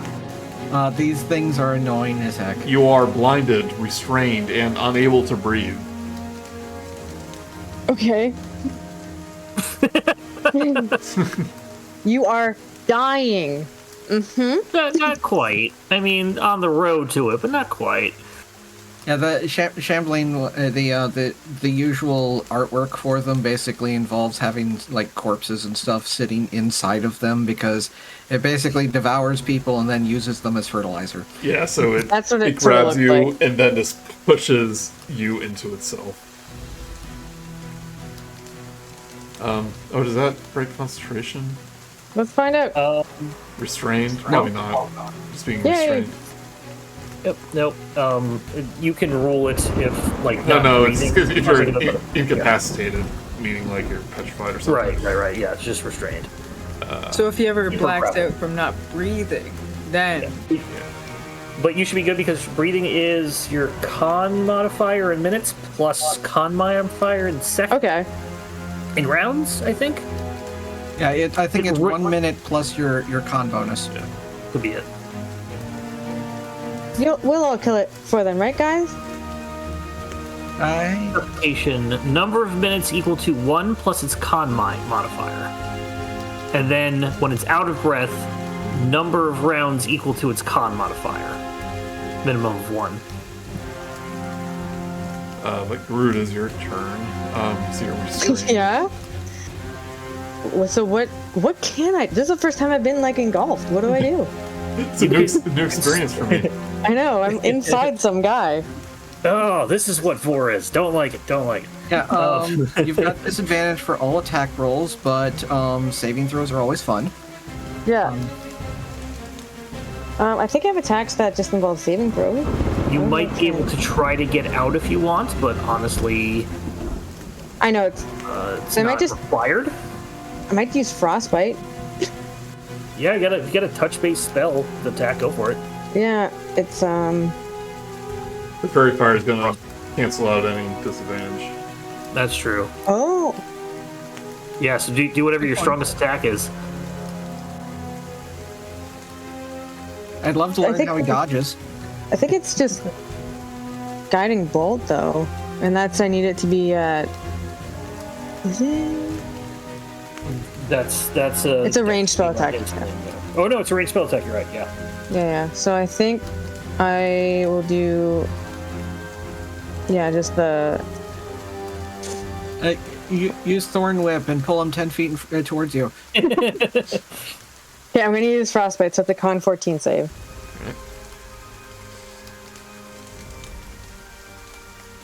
Con 15. Great. I believe that's the end of my turn. Deez is out there trying to like pull you out. Yeah, he's got like maybe like the beard hair kind of pull Yeah. out. Pull harder, Deez. Pull harder. Yeah, like totally involved. Like, yes, Deez, we can do this. Alright, Strixwill. At Vio. Or not Vio, Vogel. Is it? Oh, is it me? Okay. Gonna bite you with its beak. Oh, it's attack. Okay. Yep. 22 22 will hit. for 9 piercing. Okay. Then it'll take 2 claw attacks, 8 and 11. Will miss. Yes, both miss. Right, Minerva. Minerva's gonna run back in, getting ready to shoot stuff. Like, cause she ran out to avoid things, and then she would now see Grude as being engulfed. I'm like, oh God, I shouldn't have left you alone. And I was thinking, if I shoot the thing, am I also shooting Grude because they are engulfed? He's pretty. It's not like the carpet that strangles people. He's pretty much inside this thing, so. Yeah, it's not being used as a shield. Yeah. He would probably get hit by area of effects or something, but you can still hit the thing without hitting him. All right, time looks like. Yeah, it doesn't say he's behind total cover. Yeah. I'm gonna try a scorching ray. Cool. It's like a thumbs up. All right, That's, so I'm gonna. that's gonna be three things come out. At least 3 if you pass Yeah. level 1. And the fairy fire is still happening, and I'm going to right click for advantage. You've been saving you your get spell advantage slots. Yeah, well, I only have 2 of these, so I wanted She's to. got a cannon, so she doesn't need to use spells. That is true. That and her cantrip is one of the most useful ones against the twig blights. Oh Yeah. yeah, the firebolt. Yeah.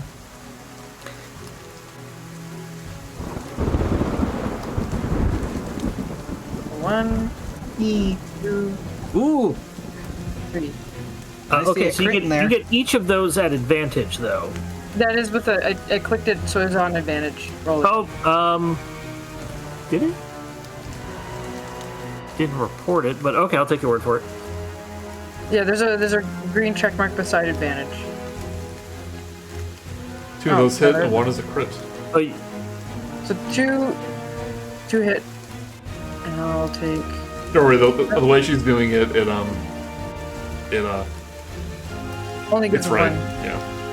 okay, that's fine. For weapon 21. attacks, I think it shows both. But So the 1, 7, and 5. So 12, and then another 7. So 19 fire damage. More than that. And a D8.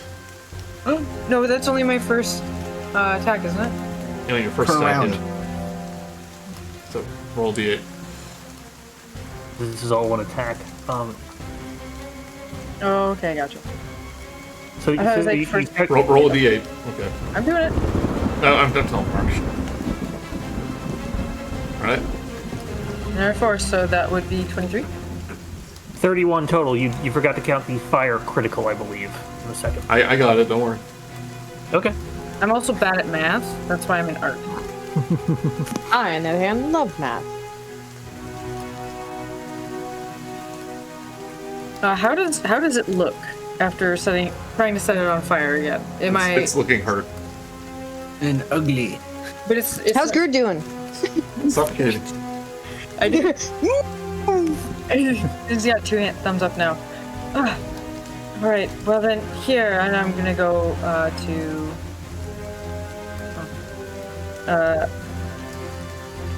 attack with the force cannon.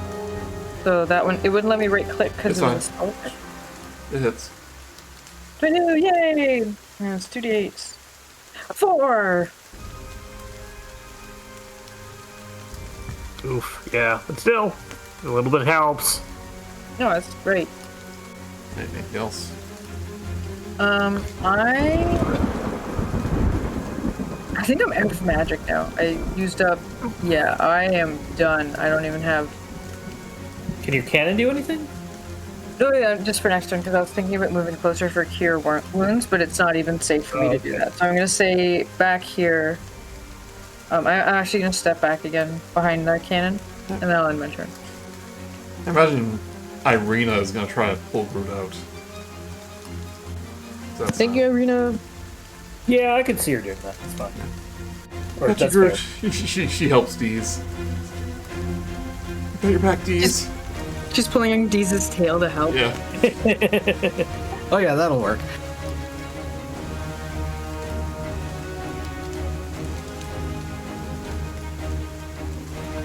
No, actually, it's engulfed. It doesn't say anything about trying to free it from being engulfed. Is there no? There should be an. I believe the It says the target is grappled, escape DC, and the shambling mound uses its engulf on it. So- escape DC is the escape DC. From engulf too. Yeah, because the engulf is the grapple. Okay. Because it probably says while grappled like this or while Yeah, it engulfed does. or whatever. Okay, yeah. Yeah.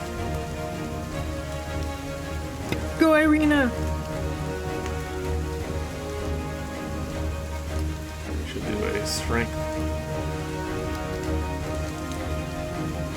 Natural 1. That's okay, Arena.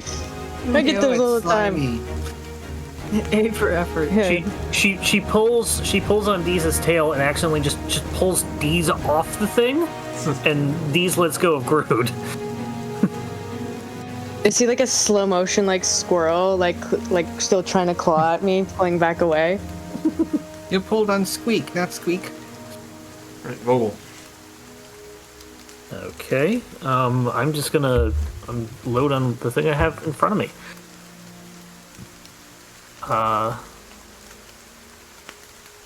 16 to hit the Strix. It hits. One more level, you can get that extra attack. Yeah, wait on that level up. Oh, we've noticed. That's a good roll though. It's not piping through for some reason, but it's a Oh, my game log's not opening. 9 plus 4, so 13.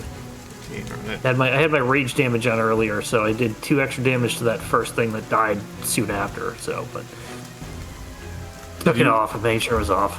Did you rage? I didn't. I forgot to take it off Okay. from the last battle because I have it on equipment, so it gives me the Okay, yeah, I got it. benefits. Yeah. Yes or no answer. You have been very explainy the past few days. That's how I get when I have to explain rules. I'm like, let me be super clear. No, I'm just asking you if you raged. All right, Vio.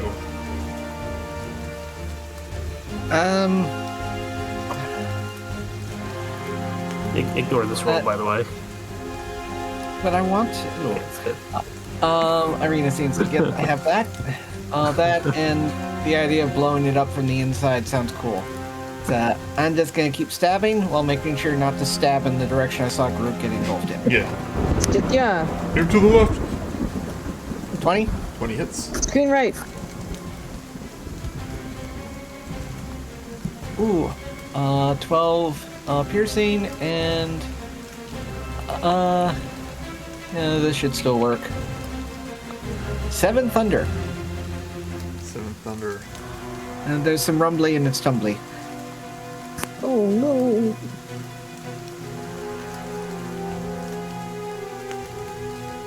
Alright. Lorghoth. The Decayer. By the way, totally nasty in there. Grude's maybe seen worse. Grude, give me a Constitution saving throw. Let's do it. As the vines begin to constrict around you. 10. As a failure, you take. No. I guess it's too late for me to give him Bardic Inspiration.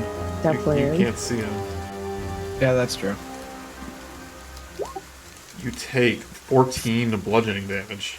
I am so barely awake right now. Oh, you have 1 hit point. I do. Give me a Constitution saving throw. Yeah. Can you keep the fairy fire going? Yep, Yeah. this was for. Oh my god. Really good at keeping it up, guys. I imagine like all its vines are just individually glowing, and we can just see like Yeah. a silhouette of Grude through it. Oh yeah, it's like looking through an egg. I would probably highly suggest heal yourself because bad things will happen if you hit 0. Oh, I know. Lorghoth is going to turn towards the Vio. Do 2 slam attacks. A 15. Yes, A 24. just hits. Alright, you take 12 bludgeoning damage. Do I get engulfed?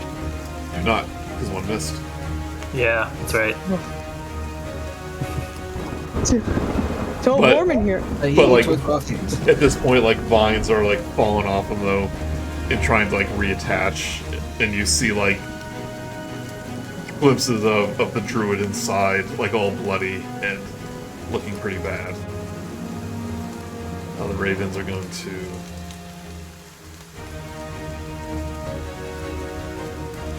attack Strix, and we'll do 1 full damage. Killing it. Right? Right? Yeah. And all of the other Strixes in the entire universe. Vio, you start to see some blights attempting to climb up the tree. And, like, starting to make some headway. They're like, you know the thing with ants when they start, like, Yeah. climbing on top of each other? That's what happened. That's what's happening with these blights. Oh no, it's the crystal skull all over again. Right, Grude. What's a Grude to do in this situation? You can either try to get out or heal yourself is probably the two I guess- best things. Do I have healing that can heal me? Spare. If Do I you have heal healing others- that's... Any healing can heal you. Is it? Okay, so I'm gonna cure wounds myself, and I think that's my last one. Yeah. whatever your highest technically, level. you can target any. You can target yourself with any spell, even fireball. Oh, good to know. Technically, fireball's a point in space, but you are a point in space as well, so. 10. Okay, better than nothing. That's pretty good, I think. How much you get? 10? A 10, yeah. That's helpful. He's a 10. Yeah. Okay, one bite attack and 2 claws against Vogel does a 15 hit. 15 Jigga. Right, you take 6 piercing. You have been doing your... I'm out. I used all my stuff, rage and the fear thing. No, your mirror image. Oh yeah, I keep forgetting about that because I never use it. Let me try that then. I need to roll an 8 or higher to see if that first one misses. Only 1 hit. Yeah. I did. So yeah, it takes out, instead of that 9 damage, it takes out one of the things. 6. 6 damage. Gotta remember I had those. Here we go. Right, Minerva. Well, I'm seeing that Grude's doing terrible, but that thing is also doing pretty bad. Well, So you don't know how Grude's doing. Oh yeah, Especially from back there. You wear glasses. it's true. I have my reading glasses on because I'm only worried about working spaces. Yeah, so I'm going to pop back out, and I am out of everything except for firebolt. Why does that druid look like a large greenish blob? He is a greenish blob. Oh, I did Hulk. again. So 18. 18 does hit.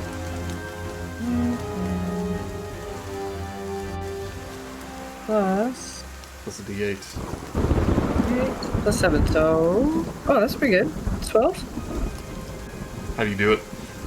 Yeah. I'm gonna set it up, aiming, and be like, I hope this works, and shoot for the head of the thing, or where I saw Grude going in. The idea is it's gonna kind of inflame it from the inside, and it's gonna spread out and just turn everything to ashes, and there'll just be the husk of a druid body, and then hopefully an untouched Grude. Now, which druid? Please be more specific. Yeah. Yeah, hopefully so the decaying vines begin burning up from the inside, and you just hear screaming as it burns away, just ashes on the ground, and this burnt up druid of his face blackened, but he's cackling. He goes, A tree will be short-lived, for winter splinter comes. And when dawn rises, the nectar of victory will turn to ash. Your lips. and he begins coughing up ash, and begins choking on it, and he dies and drops the staff onto the floor. Irina, the staff. Right. Just step over my body, it's fine. Yeah, Grude is also there, covered in ash, but otherwise okay. Irina runs over, picks up the staff, and goes, I know what to do with you. And she'll take it by both hands, one each end, and slams it down on her knee on one of her armor pieces. And as she does, you hear this horrible screaming sound, and the staff begins gushing blood out from either end, and the Gothias tree in the middle of this room begins melting away in a black tar. And the blights crawling up it just start melting in this black goo. And the Strix and the one battling the ravens start to look panicked.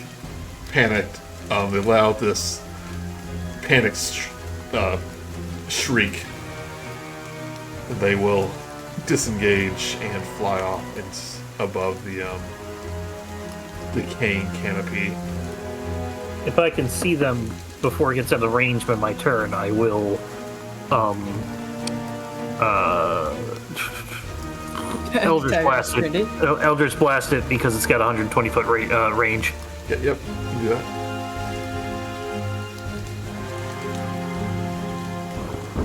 That just reminds me of that time when we were fighting the hags and we killed Oh yeah, that perfect that one on the rock Yeah. and then it flew away with a dead hag on it. 18 and 11. One does hit, yeah. Not as cool this time though. 1 whole damage. Woo! And the ravens that were attacking it all swarm in the room, begin laying out cause of victory. What has happened to the tree? It is melting. Ah. It is turning to tar and just gets to the ground and starts decaying into the earth. Well, I hope that cuts out on this whole winter splintered shenanigan. Not sure what if that is happening to the original tree or not, but this one seems to be gone. And all the twig blights climbing up. There's gonna be a bit of a cleanup for that cart down there, though. Yeah, the blights have also turned to sludge, and as you look out the window, you see all the ones that were hanging out in the vineyard that haven't quite made their way inside yet are just turning to sludge. And the vines that were... All the vines start decaying, yeah. Yeah. Well, at least it's raining. Yeah. And It'll wash it away. And as if on cue, the rain starts to dissipate just a little bit. Oh, never mind. In the storm. Well, I think we did an okay job of getting the vineyard back. Like, it's mostly in one piece. Grude, are you okay? Yeah!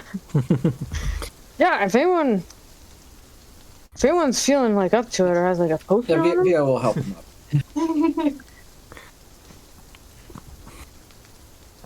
We should probably invest in some healing cocktails.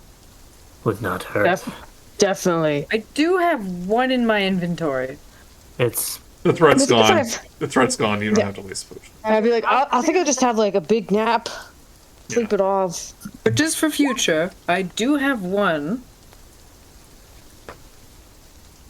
Admittedly, I didn't know how to really get it to you while you were in there, Grude. Fair. That's pretty fair. Well, you do Boulder's Gate rules where you just smash it on the ground and it hits anybody that it's nearby. That sounds like cheating. I Put it on the know. glass. It works in Minecraft. Well, that's the thing. When I first learned about that in Baldur's Gate 3, I was trying to hit people with the bottle, thinking that's what you had to do, and that would just, kill them.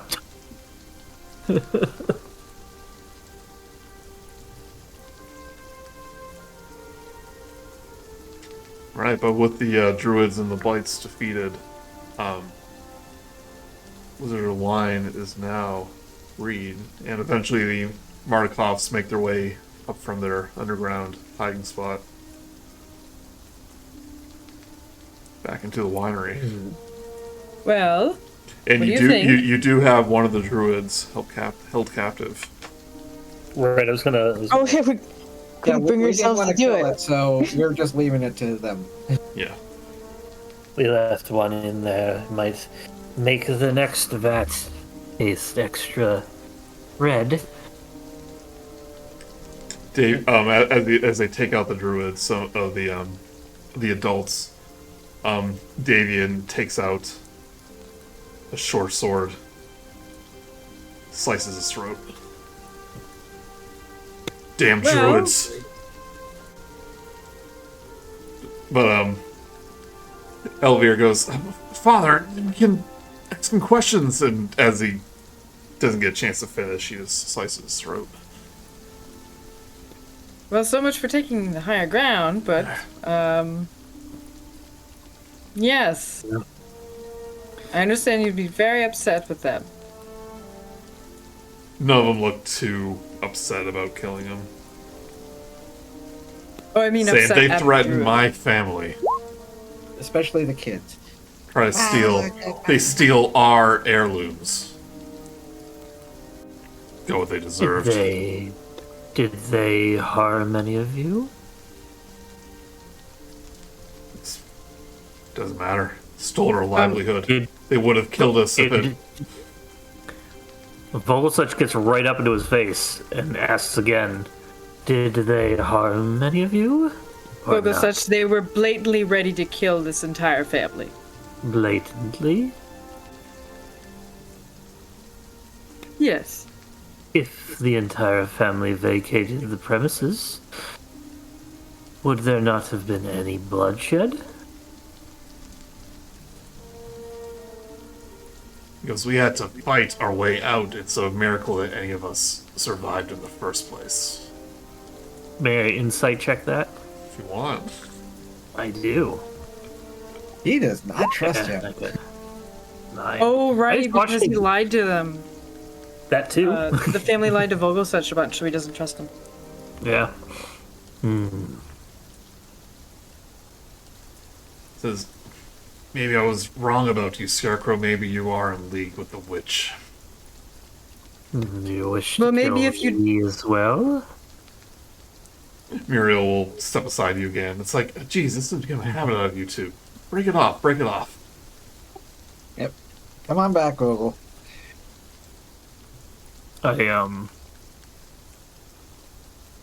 Yeah, I'll just come back. I don't have any pouty thing I can do. Does your mouth ever move? I kind of imagine it's kind of like there's a slight dimple of where the mouth is below the behind the cloth covering his face. But it's not And like a that sock would puppet? move. No, it's not like a sock puppet. Is it like Optimus Prime's mouth plate? Does it look like I watch Transformers? Yes. Okay, maybe once, but that's it. So, I'm trying to think of something I can like compare it to. It's definitely not I like a think puppet. we It's get definitely- it. Yeah. Yeah. It's like Deadpool when he speaks. Yeah. But, yeah,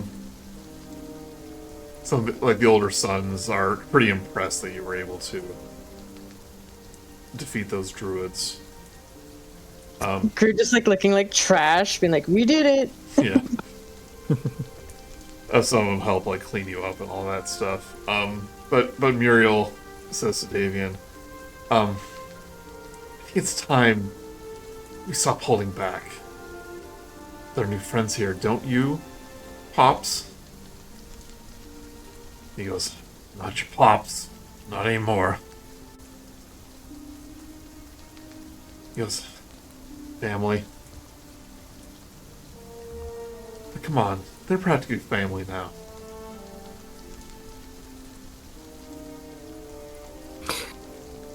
Davian will kind of take you all in the in like the vat room. I guess that's where you are. And he goes, okay, The Vat Cave. the vat cave. Saying, Muriel's right. Haven't been completely truthful to all of you, but that's just because I don't know you. Can't blame me. Gotta protect my family here. But the Marketoffs are part of an order called the Order of the Feather. Or Keepers of the Feather. We're a society that opposes Strahd and seeks to harbor those that oppose it. Same great-grandfather, along with Isaac the Greater, formed it nearly 100 years ago. And Irina, when hearing that, says, "My grandfather?" He goes, "Oh, yep, great man he was. Hence the title, the Greater."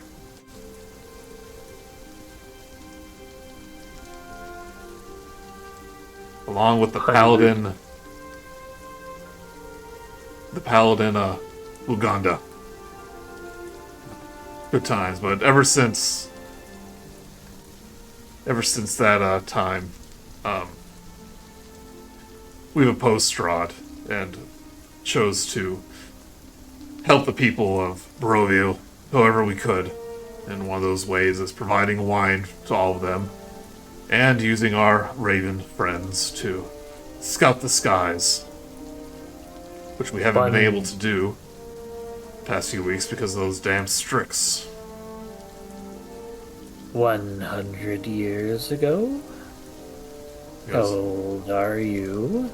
Because it's none of your business, son.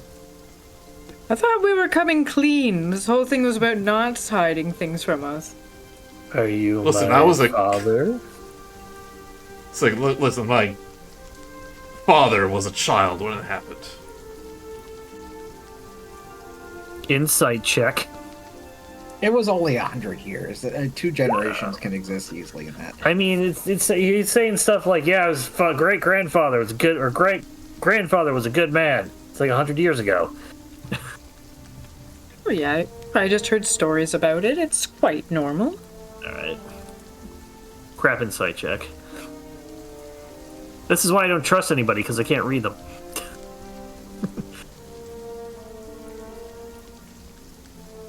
He goes, Muriel, like, kind of like, elbows him, and he goes, "We're gonna need their help. We want to return the gemstones." Gemstones. He was like, "I know you already know about the gemstones. It was a small cave. We could hear everything you said." Fair. I figured you probably were watching over us when you could. But he does say, like, all the family members, including Erwin, are members of this order. But he goes, "Seeker of the winery are these 3 green gemstones. Look like pine cones. It's what makes the ground here so fertile. And that's what the forest folk were after. Not just bad blood. I think they claim ownership over it or some such. But it's been the family for generations." That does sound like something a druid would like. It was about 3 months ago. They stole one from right under our nose in the vineyard. He says they bury it under the soil here. Saying those scarecrows from Babala Saga. Those druids, seems like they made an alliance, found one of the gemstones. And just earlier this week, they found the second. That's when we had to make our escape and hide. And I'm sure they're looking for the third, but that's been missing for years. So do you think that they still have the gemstones somewhere around here, or do we have to go somewhere into the woods to find it? He says, "Well, our little feathered scouts here says they took one of the gems to Yester Hill. Probably involved in that ritual that you mentioned." summoning this winter splinter or whatever the devil you're talking about. Oh, that druid said that he'd be here by morning. We have some time. Yesterhill's not too far from here. We'll be able to reach there before dawn once you rest up. I'm fairly spent.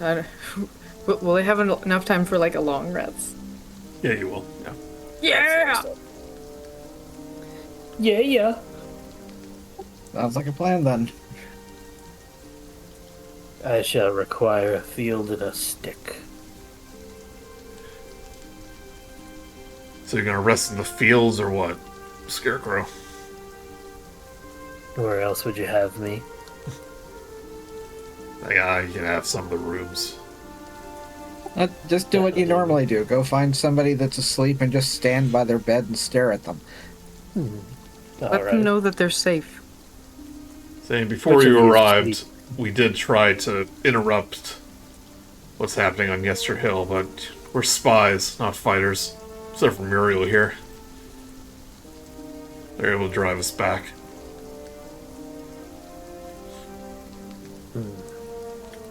You gonna come with us this time? Yes. I'm too old. My son's here. Daughter-in-law. Son-in-law. Or not, sons and daughter. My son-in-law. Like I said, we're no warriors. But Well, then Muriel, then. Muriel here, yeah. Saying, you up to the task? He goes, no, I am. Besides, it's what Eldrick would have done. He goes, that's right.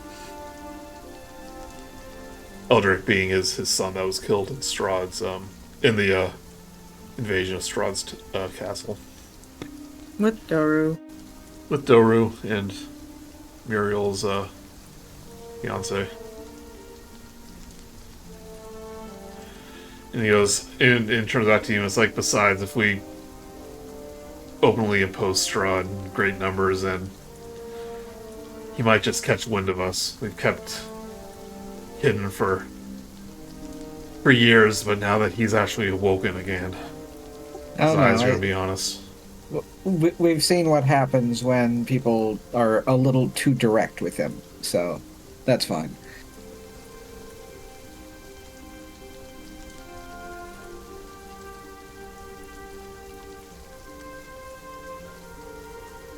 He's like, Druids and the Witch allying with each other. I bet you anything that she has the third gem.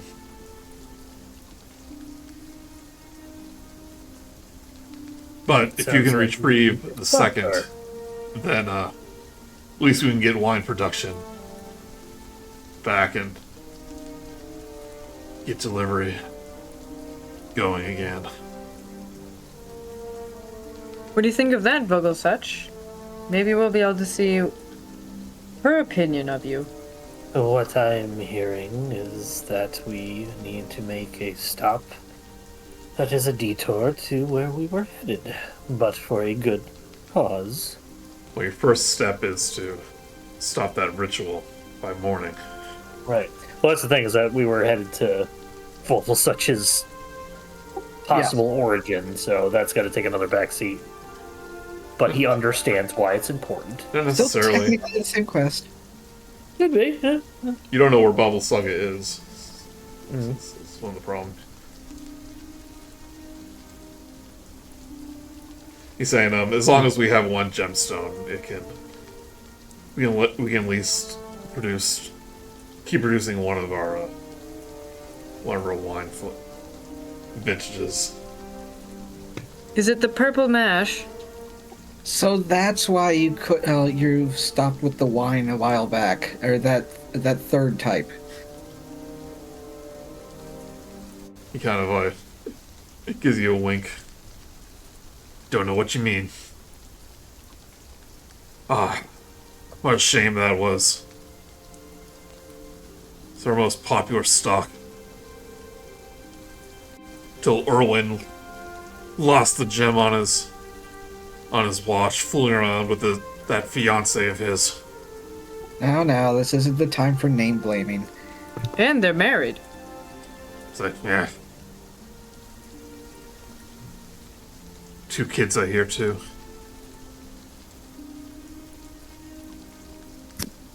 They're actually some pretty cool kids. Well, I wouldn't know. Haven't seen him in 10 years. You could. It's not like you don't know where he is. After all this, that is. This goes on. He's no longer welcome here. He put our family in danger.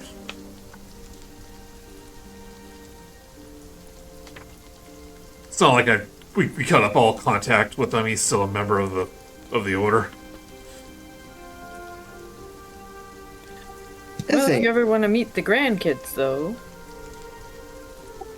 You ever need a vacation? But for now, I'm a little bit pooped. I'm going to go take my slightly longer rest. Do you have time? Take like a little break here. Yeah, we I do. already asked. Okay. We can. So we're gonna take a long rest. And Oh, yeah. We're gonna take a short break Because. because I have to go to the bathroom really bad. Oh, okay. And you all level up. Yay! Yay! I'm gonna take a level in Rogue. Okay. No. Fair enough. Did you say everyone take a level in Rogue? Oh God, we should. We're all rogues now. We're all hired by the order. This is how we- Can spells sneak attack? Let's take a short break, but I know some of you are gonna take some special stuff, so I'll be right back. Level up time. Now I know counter charm. You know, that useful thing that always comes up. You know, you say that, but like, when you want it, you're glad you have it. Yeah, the What do only they do problem for- is it's... oh wait, Go ahead. no, never mind. It's better than what it used to be because it does not require an action. Yeah, I was just about to look at Or, I think. the new one, which is level 7. But Let's see. Gain the ability to use musical notes and so blah blah. Oh, yeah, it still requires an action. Which You means get that counter charms level. if I've already been charmed. Counter charms level 7. How are you getting that? No, counter charm is an ability. It's not a spell. My proficiency is. Oh, you know what? bonus. I am looking at the Double. new bard. Do they move things around? Yeah, okay, it's level 6 in the old bard. That's why I was looking at Yeah. the new bard. They moved to level 7, and they moved the ability score to level 6. The subclass thing is level 6. And I have The new counter charm, you can use musical notes. If you or a creature within 30 feet fails a saving throw against the charmed friend condition, you take a reaction to use it. So, Yeah, reaction would be much better. yeah.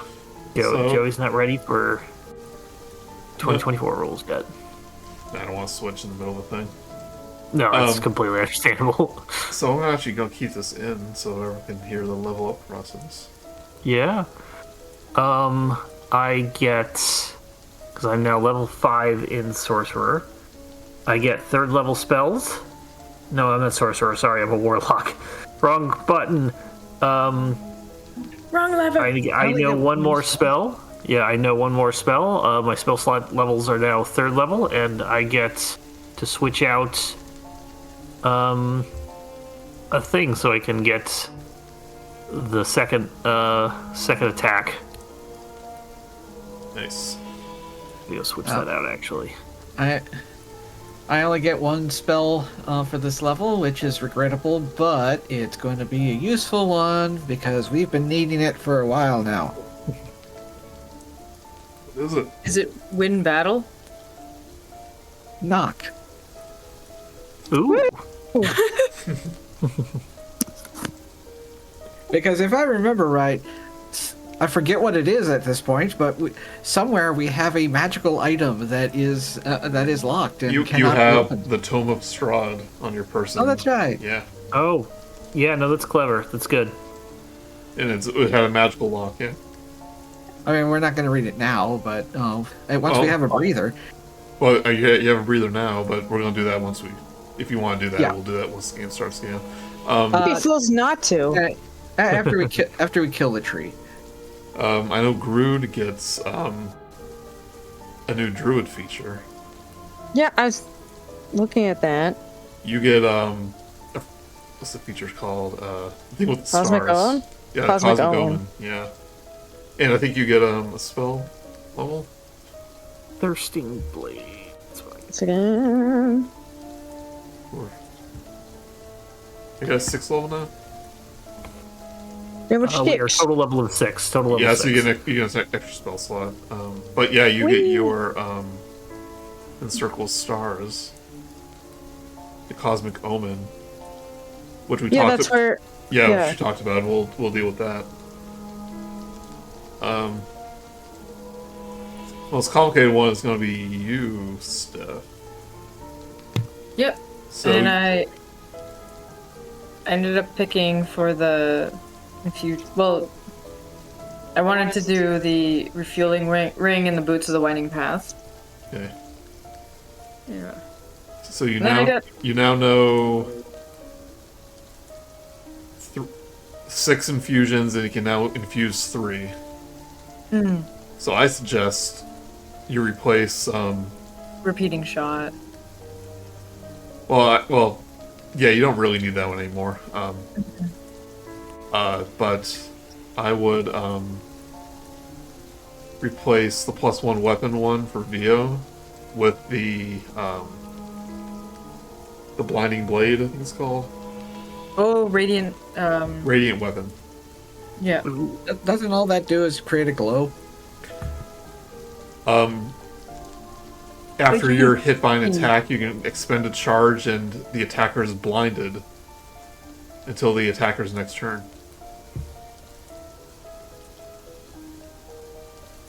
If they fail on a Constitution saving throw. Oh. So it's +1, so it's a straight up better upgrade. You get a buff. A free buff. Now to remember to use it. Yep. So if you want to, do you want to do that, Steph? No, I'm going to. Yeah. Look up Radiant Weapon, but in your inventory and made a homebrew. I gotta figure out what spell to take and what if I want to swap out an old one. I think I'm gonna keep my other 2 invocate. Well, actually, like as much as I like False Life, just giving me extra up to 7 HP whenever, I do have other things that give me temp HP, just not infinitely. So maybe it will be good to swap that out with something else.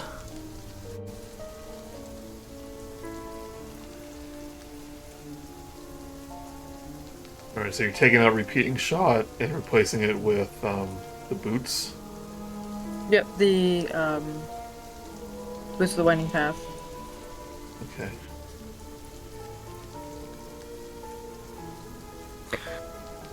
I like the new Warlock where half the instead of having because currently half the invocations I can take are like you can cast this spell using a spell slot because all the new ones are like not using up a spell slot, it's an ability now.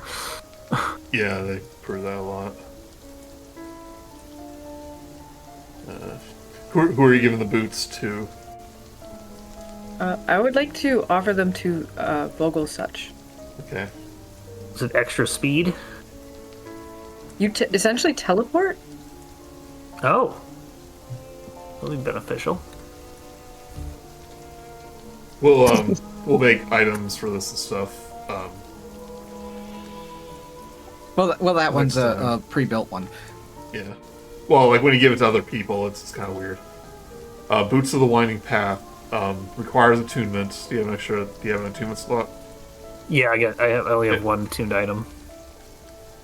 So this is...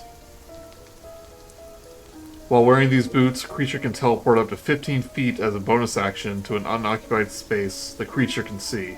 The creature must have occupied that space at some point during the current turn. Does it have charges? Or is that just like whenever you want? Whatever you want. Wow, that's overpowered. Yeah, It's an action. It's an action though. So. Bonus action. bonus action. Oh, it's a bonus action. Yeah. Oh, I just imagine doing that as a rogue. yeah.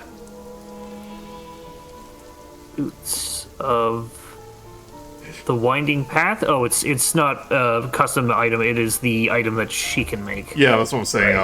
I'll do it later. I was thinking it was a common magic item that she could replicate. I'm like, oh no, this is definitely not a common magic item. So, If that's the case, I'll probably get rid of Misty Step. yeah. I mean, it's definitely powerful, but remember, artificers, they get their power from these infusions, so... Yeah. They need to take it back. Yeah, don't get on my bad side. I mean, it's useful, but, if they didn't move during the turn. Yeah, because you have to have been there first. Yeah, it's almost like a rewind. Oh, I see. So yeah, I might keep that anyway and get rid of another one. I mean, it's definitely useful, but Yeah. it's not like they can teleport anywhere. And if they You're can't not move Nightcrawler. if they can't move anywhere, then they can't do anything. Then the ring. The spell ring I would wanted to give to Grude. Okay. You get a free, it'll give you a spell slot back. Heck yeah. Are you Yeah, sure you're an definitely. artificer? Because right now you're seeing me more like the wizard with your bag of gifts. Yeah.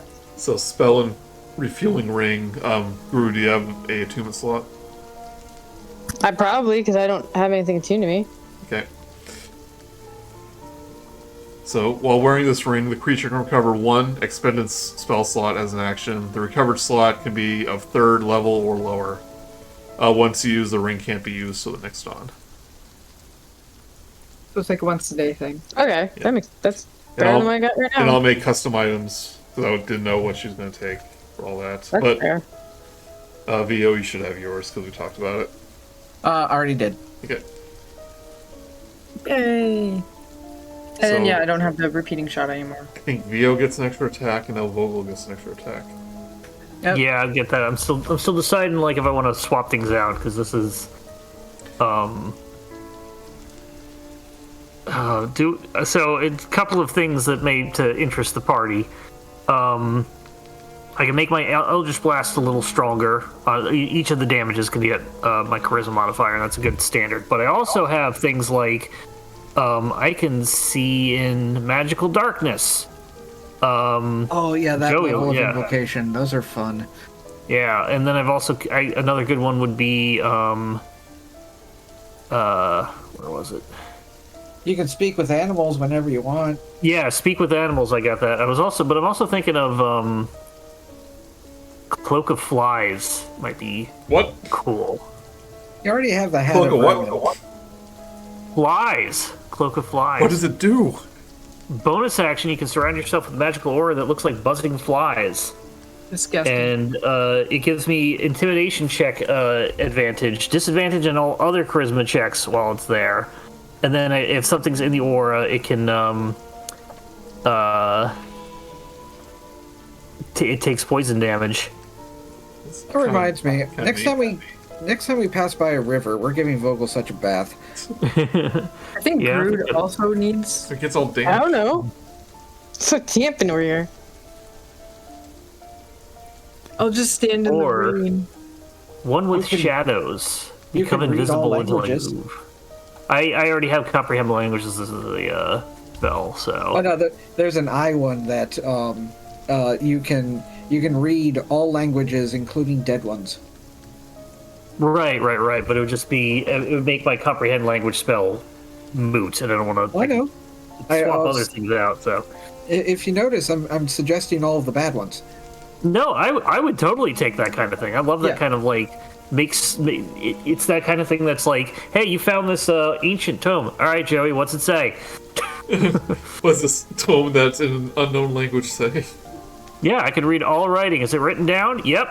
I think I listened to a game where someone had that, and like the person said, it doesn't say anything here because it's in an unknown language that no one can read.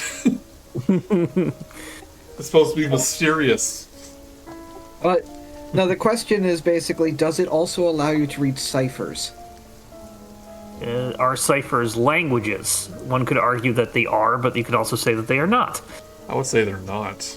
Yeah, exactly. Depending on the type of cipher. I would Because say. at the point you need something to decipher it.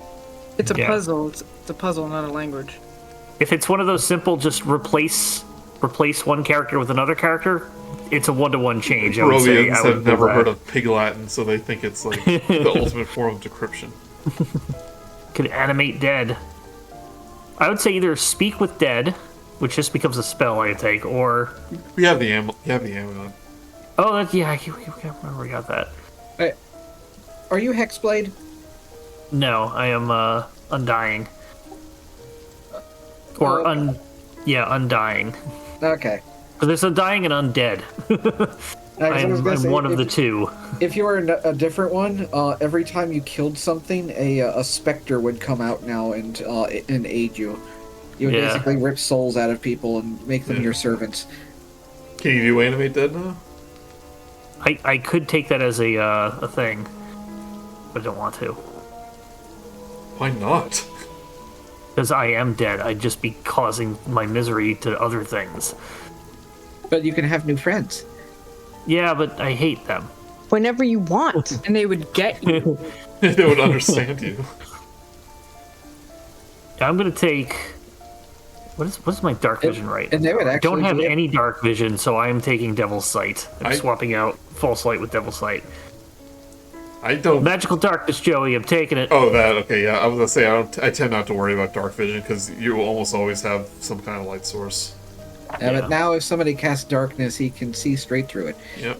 Yep. Darkness, no parents. Black curtains in the basement. But if you took Animate Dead and they asked you if you were the one who killed them, you could say yes.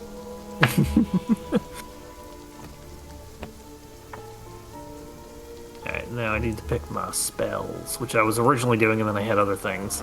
So if you guys want to start with like roleplay stuff while Yeah, I'm we choosing can, this, don't let me bog you guys We down. can start back again. Uncharacteristically, I'm not min-maxing, but I am strategizing. And you can probably I forget if you can if warlocks can swap one old one out as well as You can swap one old one out. So I get one new one, and I'm going to swap an old one out.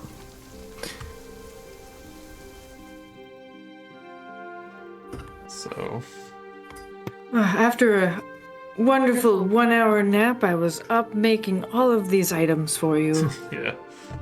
Well, You really need to eight sleep hour early. nap. Yeah. So Minerva, you tinker with Vio's sword a little more. Maybe you found some new type of components in the workshop. 'Cause I imagine you're there all night messing with stuff. Yeah, it just probably, I'm like, oh, there was some of this stuff from in my pocket, and I touched the wine, and something magical happened. But it's really science. Yeah, so you're able to make the spell storing ring for Grude. I imagine Grude's kind of a ring guy. Yeah, I can see it. Wait, could it be an earring? Sure, yeah. He doesn't have to wear it, but I was just thinking, technically it's a ring. I could also see him wearing a ring on a necklace. Yeah. Sacred, keep it safe. Got that bling. You got it. By the end of the campaign, he's gonna look like Mr. T. Oh, yeah. People just keep giving me things. I don't know. I can't say no. But after learning about the magics of, like, the property of Barovia, kind of the magics here. You take some of your knowledge about runes, you're able to etch it into one of Grude's rings. And, All right, so this should help you out when you get into another tight situation, Grude. Because it's going to happen. quite literally.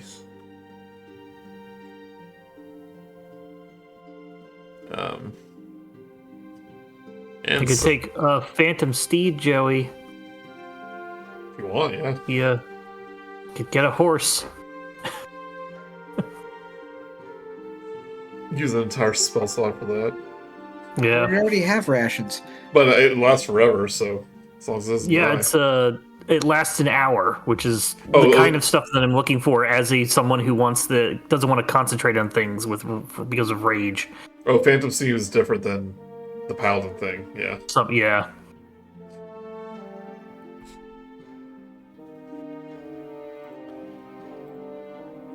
You're becoming just like more and more the Headless Horseman. Yeah. Take wherever you want. I don't think I'm going to take it, though. Yeah.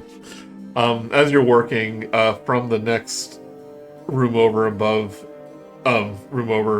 Minerva, you hear Davian cursing up a storm as he finds his winch broken and battered. A winch. Winch. Who broke this wench? and just be like, druids. And just keep going back to work. Winch. Right. Those darn Yeah. druids. He calls it his winch. And they're trying to calm him down, and it's like, who did it? Which one of you did it? There's this big slime guy. I don't know. It really kind of hurt. It's like, Well, how are we the supposed to druid get the turns- barrels from up there to down here now? just roll them. Just roll them up the. We're bringing them slide. down. Will you bring them up? I'm sorry, I'm not good at logistics. I'll leave you to it. And then just goes back to work.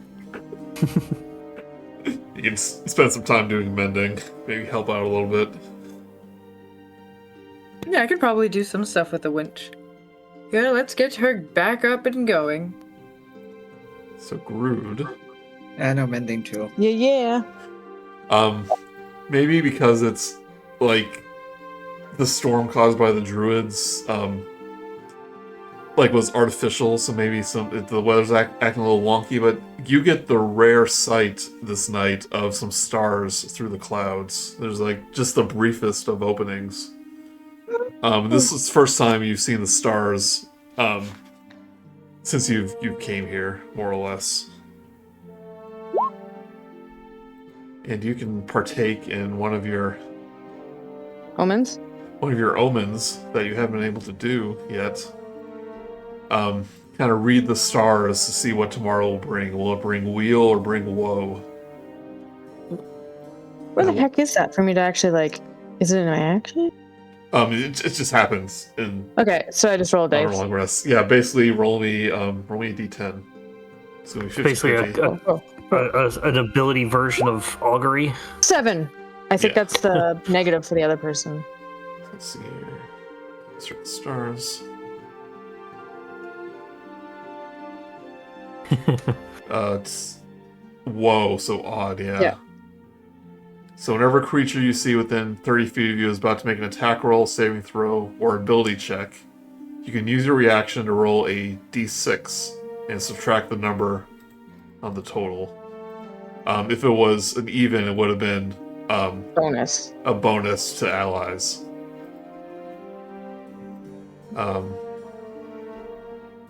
Uses one equal to your proficiency bonus, which I think is 3 still. Yes, I believe so. So you use it 3 times a day.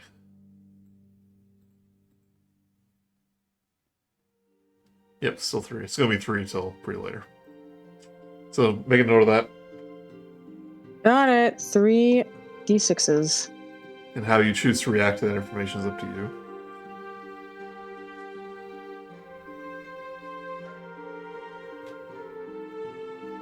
But yep, you'll take a long rest.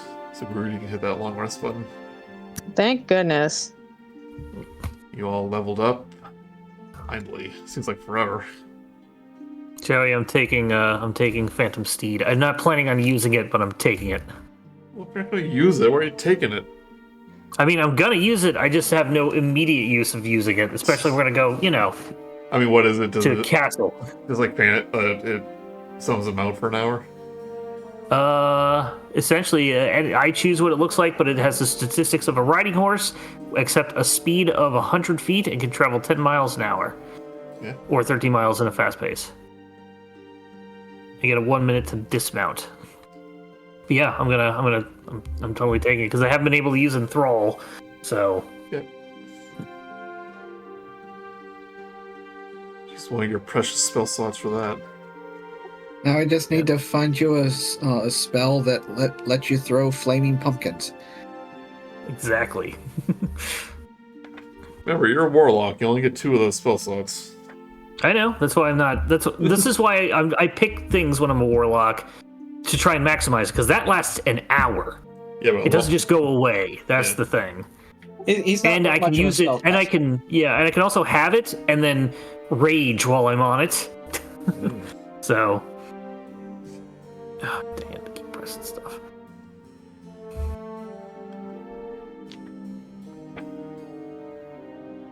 But 2 hours before, how long have we been going? I want to at least get to a certain point.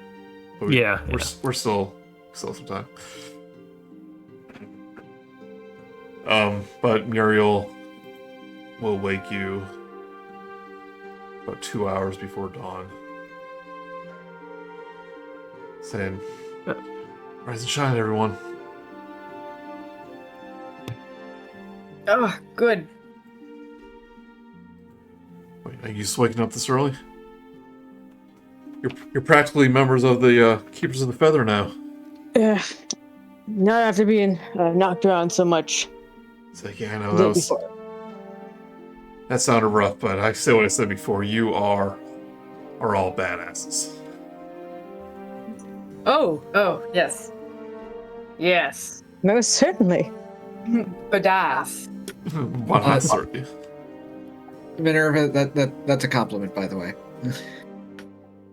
Theo just assumes that she does not know that kind of terminology. I have no concept of colloquialisms. Yeah. It means good. But Davian and some of the adults kind of see you off. Muriel gives him a hug. He says, "I meant what I said before, even if it's not official. You're still my pops." And you can just barely see his eyes tear up. And he goes, "He would have been proud of you." Then he kind of goes, "Look what he got me doing. You come back now. Can't have another one be gone before their time." He goes, "Don't worry, you old bird."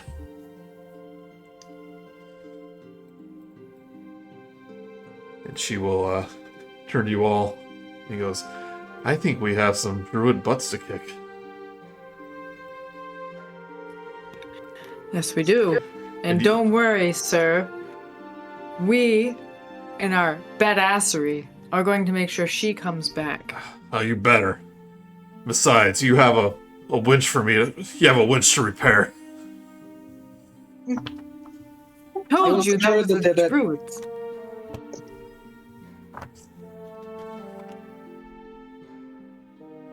And he turns to everyone else and he goes, it's like, all right, everyone, no time to waste. We need to get these barrels filled and get them to Krezek. And Balaki and Barovia and everywhere else. People need their wine. One of them goes, like, what about whatever the druids are doing? He says, that's no excuse. We need to get back to work. He goes, let these guys handle it. They're more than capable. Oh. Don't tell him I said that. Work. But he's like, you're the old man. Back to work, everyone.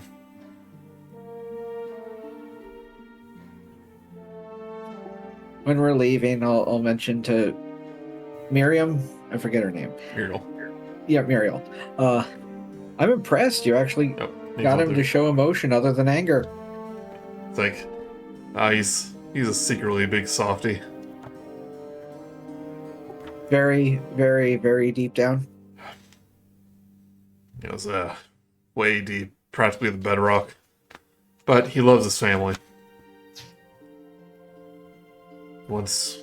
And those that prove himself to him. So take care of these druids. You guys are practically grandkids. I feel so touched. Yeah.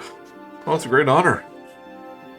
Being part of the Markov flock, as it were.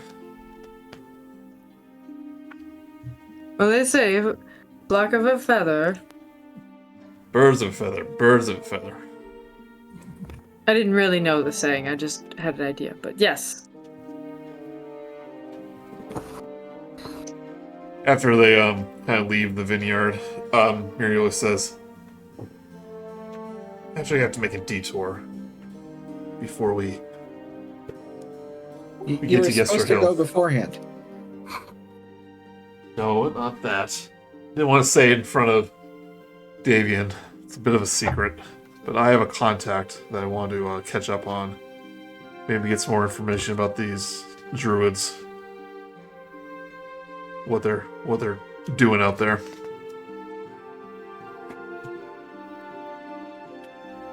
I mean, I would appreciate more information. It's a Agreed. band by the name of Haven. No worries, it's not far from the hill. It's gonna be worth it, trust me. Okay.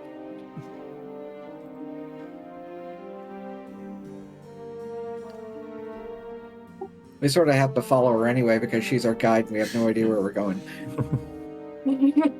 Yeah. I don't know. But a thin, chilling mist curls through the This is before you left, I guess. A thin, chilling mist curls through the vineyard, twisting around your ankles as you set off from the winery towards the main path. You head south, cold moonlight filtering in from the lower clouds and casting long shadows across the loamy earth.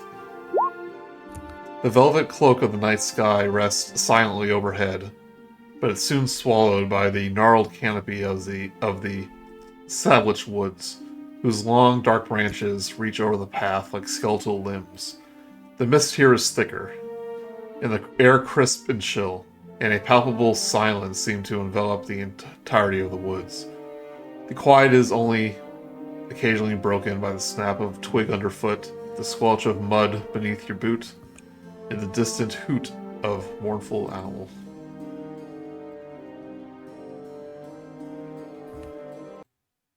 Definitely a different atmosphere here. As you travel south, you notice that ravens start to follow you. And Muriel kind of looks up and goes, "Oh, looks like with the Strixgons, we have our eyes in the sky again." That is a benefit, yes. Yes, those things were terrifying, but once you actually started fighting them, they fell apart pretty easily. I'll see if I can get a map here. Show you where we're going.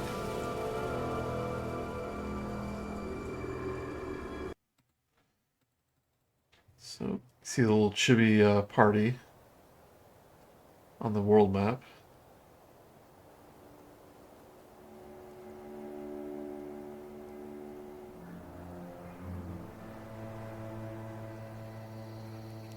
Where is... They don't label the things on the map.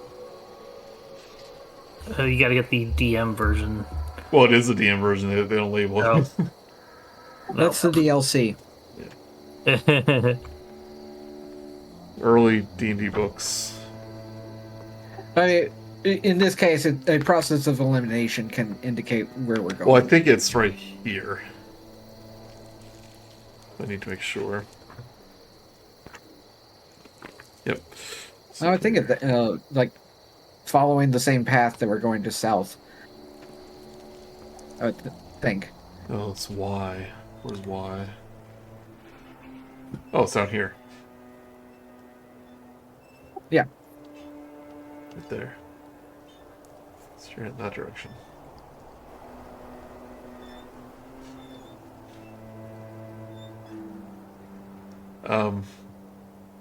So about 3/4 of a mile from the winery. She kind of veers off the path and goes, "It's not far from here." Muriel briefly leads them off the main path and onto an old and overgrown footpath.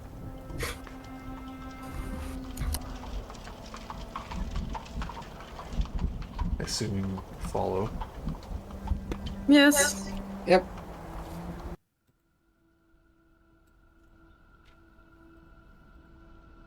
The footpath veers deeper into the undergrowth, the vines and underbrush clutching at your clothing like soft, grasping hands as you cut forward through the tangled flora. The trees grow close together here, and the air grows thick with heavy silence. It's not long, however, before the path opens up into a small, mossy clearing, illuminated faintly by pale moonlight. A soft, crisp wind dances through the trees here, the rustling of the leaves sounding almost like a cacophony of whispers. At the center of the clearing stands a tall mound of large black stones, and an ancient cairn adorned with lichens, red blooms, and a collection of strange runes.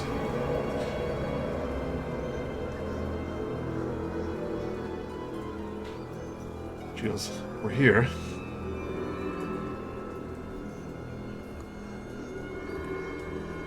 Druid, you notice that there are runes on the mound in a druidic language. Hey, there's runes on that mound. I can read it. What does it say? It says the following. It says, "No Grudes allowed."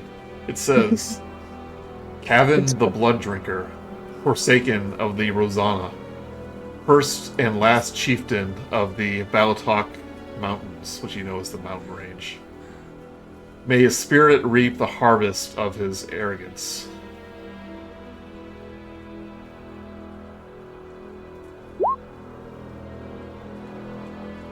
Santa. Yeah, But it's, Muriel just says, "Yeah, that no mind. well, okay. Can't read it anyway. It's gibberish." No, dude, it says like, and then I just repeat what she said. What's a Rosanna? It sounds like it's none of my business. Saying, trust me, I trust this guy, don't worry. Don't freak out, though. Okay. I will say that is definitely something that makes me feel like I should be freaking out. Listen, he might be a little bit of a ghost, is all I'm saying.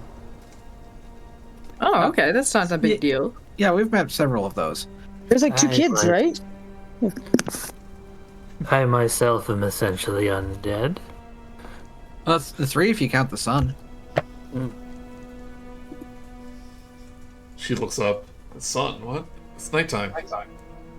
As in like male child.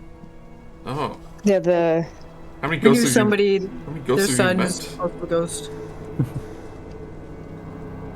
It's like, well, don't worry. This guy is giving me lots of intel on these forest folk. And she will reach down into her boot and pull out a small dagger. Not into her boot, but the side of her boot. And she takes her palm out, and you see her about to slice her palm.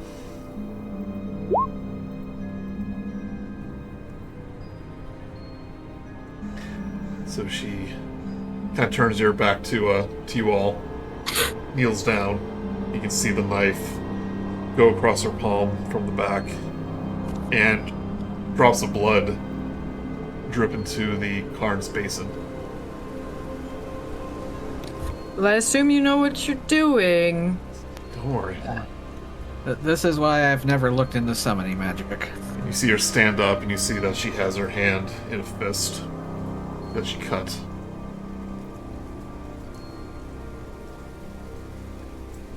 Muriel's blood drips into the basin. The low curtain of mist around the cairn seems to quiver. The mist rise, gently swirling into the air, until the spectral form of a man steps forth from the moonlit depths.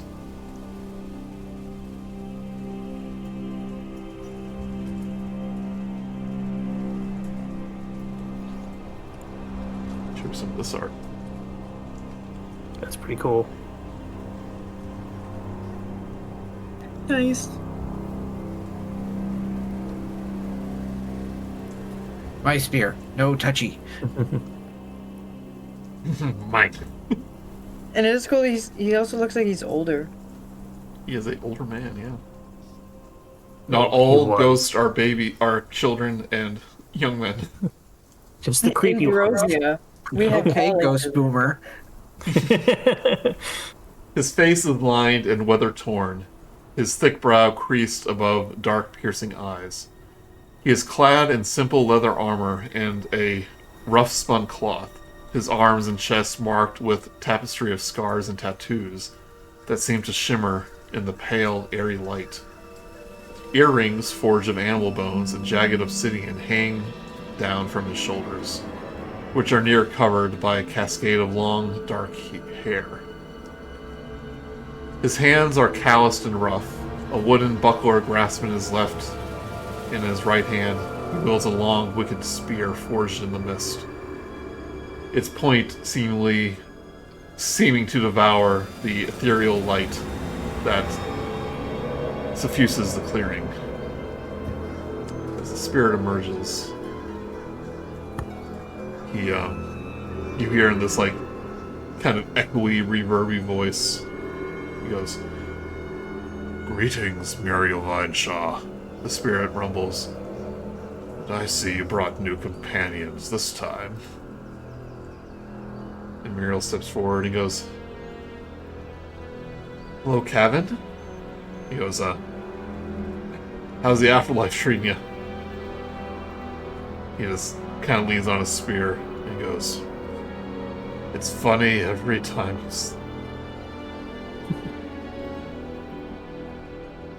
And he turns to all of you and goes, "I assume these are allies of yours?" He goes, "Don't worry. They're here to help." The spirit bows. He goes, "May call me Cavan, an ancestor of the mountain folk."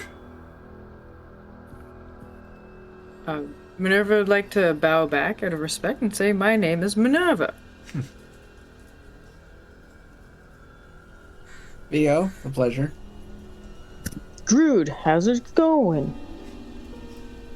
I am Vogelsuch. He kind of, his eyes kind of center on you, Vogel, and he goes, "There's something more to you. I can I see am more not than you act- think with my spectral eyes." What do you see? He goes, "There's a man there somewhere." The man has long been gone. Maybe here in spirit. But he is no man no more. Irina will bow and go, "I'm Irina." And he kind of shakes his head and he goes, "You don't need to bow around me. I don't think I deserve it."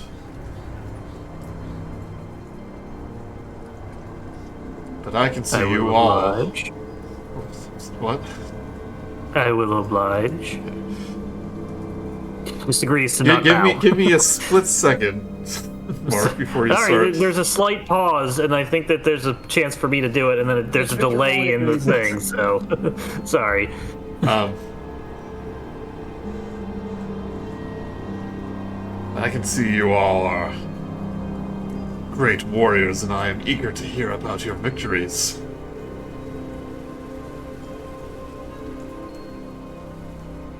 Something of a warrior myself.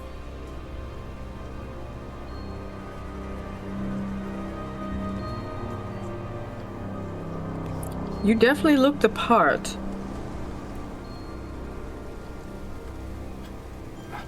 Kevin, I don't think we have time for that now. We're kind of on a schedule.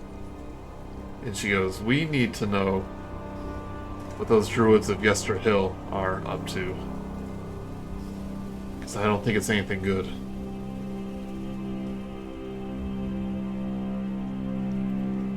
He goes, you are indeed correct. I believe these druids are. And then his head turns towards the woods. You hear a rustling from the woods behind you, and the ravens above you shuffle uneasily. The spirit's gaze snaps to the point across your shoulders, and he holds up his hand, his grip tightening around the haft of his spear. Hold, Muriel. We are not alone. Something watches from the shadows. It's everyone's passive perception. 10, although I can now see through all darkness, so... 18. 18. Yeah, 15. I remember yours pretty high. 11 for Grude. And mine is just yes. So 13. I mean, once you heard the 18, that should have been enough. Vio, you see a humanoid silhouette flicker in the trees before vanishing amidst the darkness.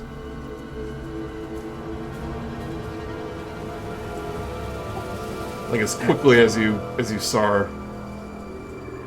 it, it's gone. Not enough time to recognize if I knew them. Definitely not. It was just barely a shadow. Via will point it out. There was someone up there. Kevin says to Muriel, "Were you followed?" Shakes her head. No, I made sure that the ravens would have warned us.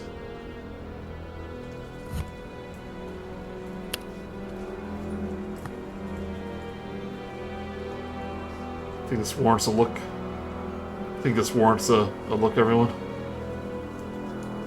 Yes, if we're able to.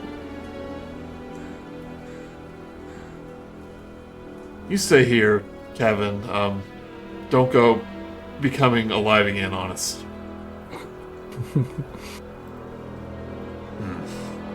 I'll be here.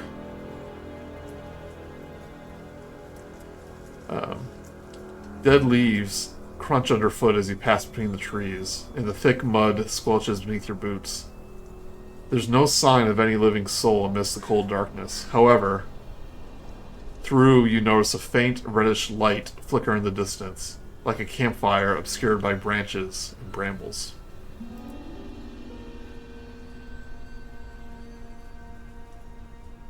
She goes, and maybe some Vistani made camp in the woods. That would be too convenient. Usually leave people alone.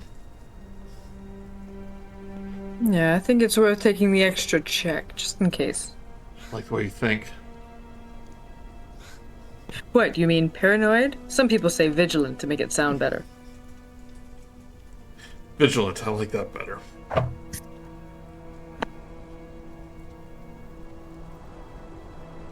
Suddenly, the ambient sounds of the forest, the whispering wind, the rustling leaves, even the distant hooting of an owl go eerily silent. From the depths of the shadow, where the trees are thickest and the light dare not penetrate, comes a deep, lurking malevolence. The air seems to hum with tension, like the tendons of a beast waiting to pounce, and you cannot help but feel in the very depths of your soul you are being watched by something powerful, old, and unfathomably patient.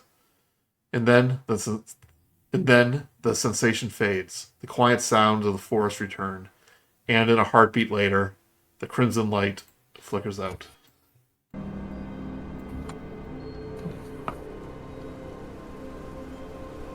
Okay. Mario, have you ever had that happen before? It's a first for me. Something's definitely watching us. So, something tells me that no matter what we do, they are going to watch, or we will be unable to stop them from doing so. Let's be on our guard. If they wanted to attack us, I think they would have. It almost felt like if they wanted to kill us, they would have.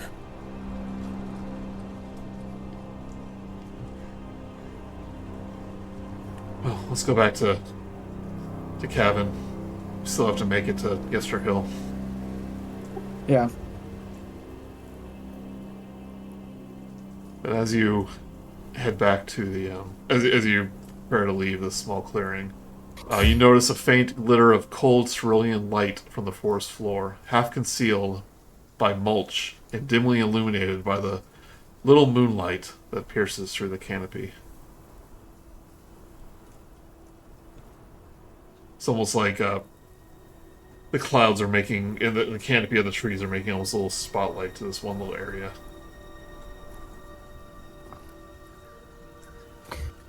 Oh boy. Minerva's interested, but I don't want to touch it. You can see that it's kind of leading to a portion of the underbrush. I'll bite. I'll go and investigate. Wait, Theo. Mage hand. Try to move the brush out of the way from a distance. So here's an interesting question. If you can't see something, do you know if you found something? No. Yeah, I would imagine that. To it, I think. I don't know how there's a sensory touch. I imagine there's some sort of like magical feedback to know if I'm actually like, turning a doorknob or something like that. Well, usually you can see it. Yeah. I don't think there is, so you don't know. But you can move the brush around at least. Move brush around. Is anything? Yeah. Does the hand get attacked? Does it smack into something invisible? You kind of move it around, and you notice something. You notice something on the ground. Is it smaller than the hand? It's extremely small.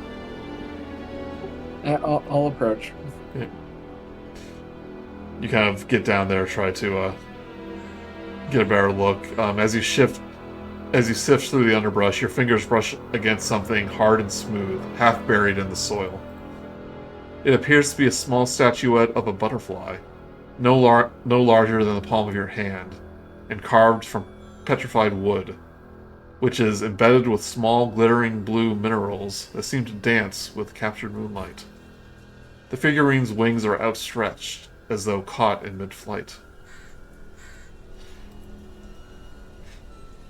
Oh. Well, that's quite beautiful. Yeah, he shows it off to everybody. Kind of cool. I've seen butterflies like that before on some of those stone pillars.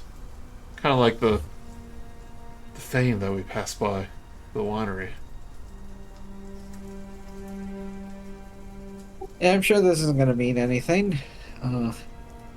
Pockets it. Yeah, good luck. Can I like it? Can I attempt to discern any actual historical connection, or like a history check to discern any knowledge of a thing? Okay. History. Ooh, +0. Yeah, that's a good point. You're the only one who could. 17. But I am going to use my knowledge from a past life, because I feel like that would be appropriate in this, to roll a d6 and then add the number to that. Can Grude? 19 total. Oh, never mind. You're fine. And this is Barovian history anyway. Oh, Yeah. that's true. Yeah. So I'm just like confirming that we saw this. Yeah, I recall us seeing something as we Yeah. were walking by. So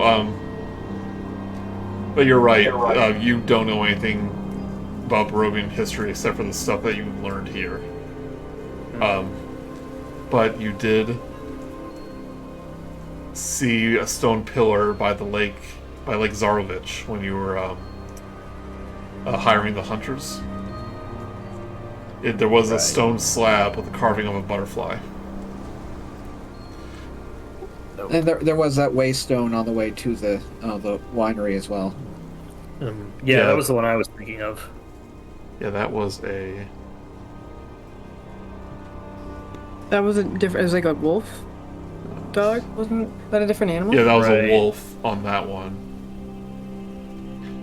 The other one was...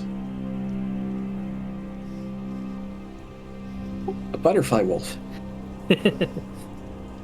Common mythical creature. I may not be able to... Okay.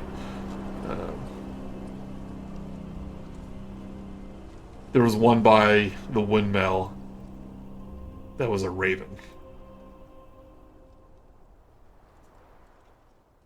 Butterfly, raven.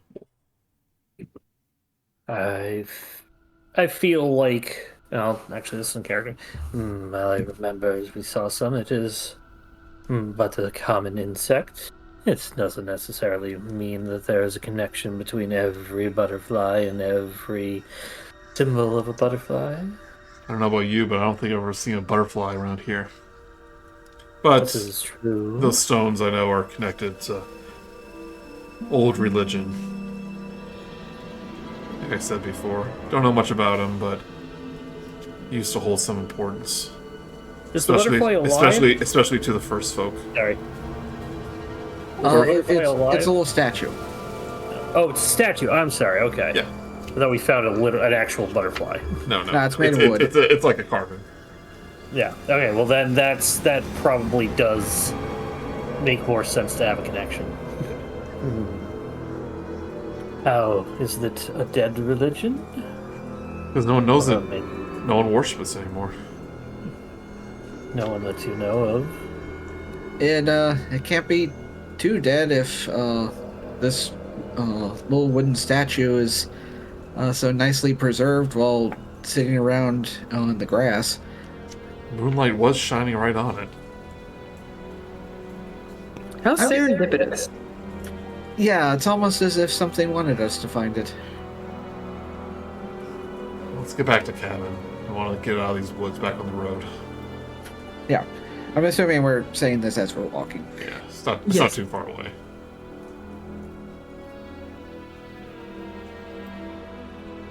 But Kevin, says, kept you waiting long enough. So who's our little trespasser?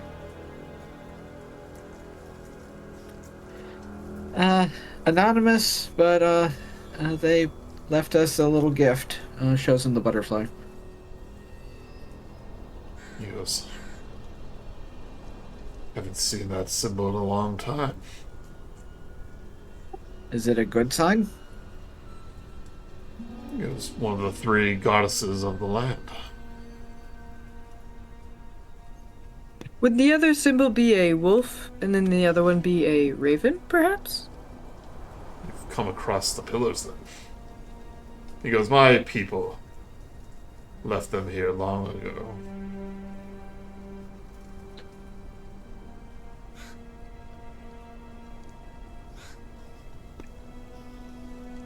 So you're quite old then. I've been here for quite a long time. I died a long time ago, if that's what you mean. Yes, I guess so. Are you familiar with all of the religions that these symbols seem to represent? Perhaps you could illuminate us? Muriel holds up a hand. He goes, I would love to learn more about this, but... Kevin, I think the druids at Yester Hill are going to summon something that's going to hurt my family. Yeah, keep on track, everyone. So I need to We've know. got till dawn. I need to know what they're doing there. So any details you might have, that'll help us. As interesting as butterflies are.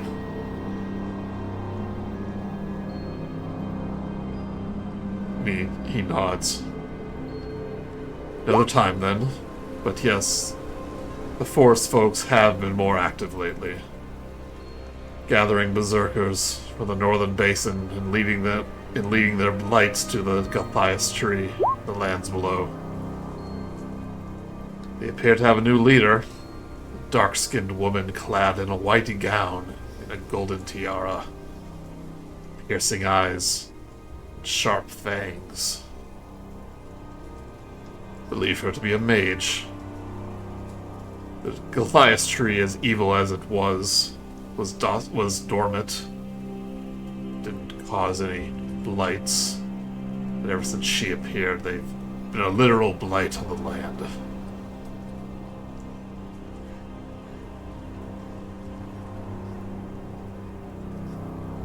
Yes.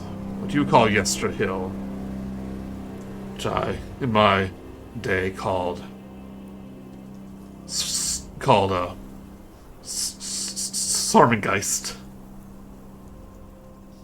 It's another Slavic word to pronounce. They do love their using their consonants as their vowels. He was one of those goddess I mentioned, gifted my people with 3 gemstones as a gift.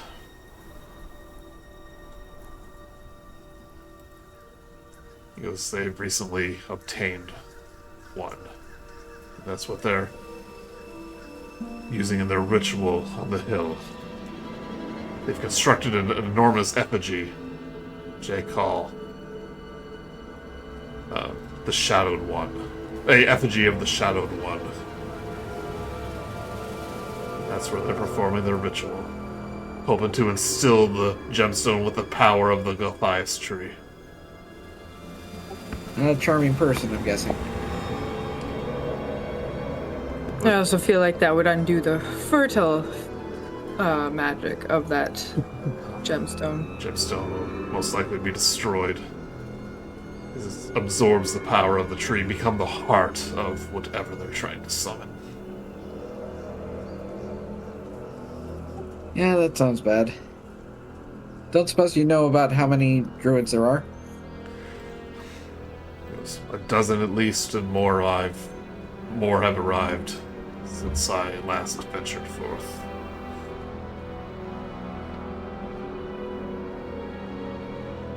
This will be fun. These druids seem to worship the Shadowed Lord. Lives in a fortress to the east. A fortress, huh? Glances towards a castle. Yes. Irina goes, they mean Strahd. He's the Shadowed One. Oh. There's too many shadows around here. Miro looks concerned. He goes, we can't have that gem being destroyed. I mean, this is news to me that the Forest folk actually were given these gems, but they're ours now. And we need them back. So you could continue making wine? It's like, yes, so we can continue making wine. And stop whatever they're going to do with it. Just summon Winter Splinter, whatever that may be. Yeah, anything is better than letting them have it. It's, Cabin goes, my people were not always so evil and incompetent. And prone to such corruption. When I was still alive, there were but one. But once Strahd arrived, some chose to ally with him. So one became the forest folk, and I remained with the mountains.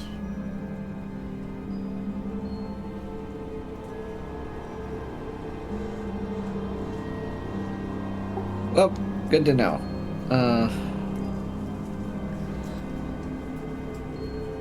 Any suggestions on what we should do when we get there? We stop the Muriel turns to you and goes, stop that ritual. Get our gemstone back. Kill every druid we see. And whoever this not mage bad. is. Irina goes, pointed teeth, they are most certainly a vampire.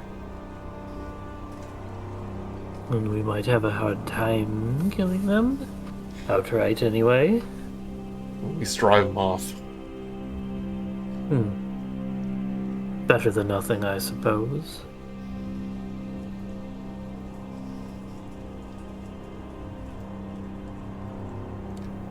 Gavin goes,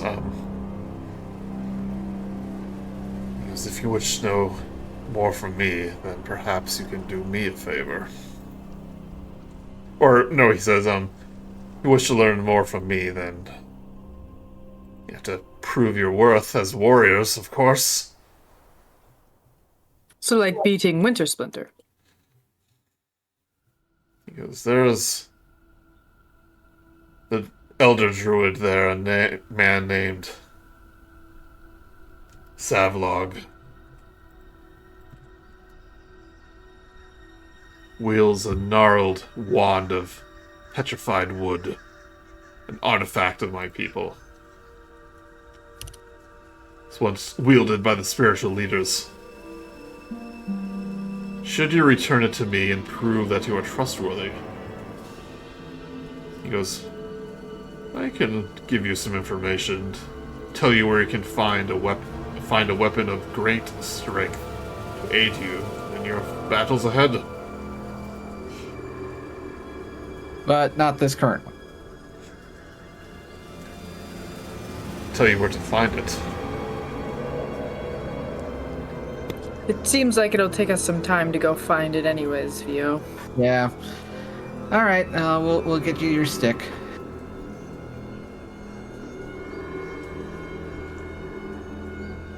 If we come across it. It is a sacred artifact of my people, not a stick.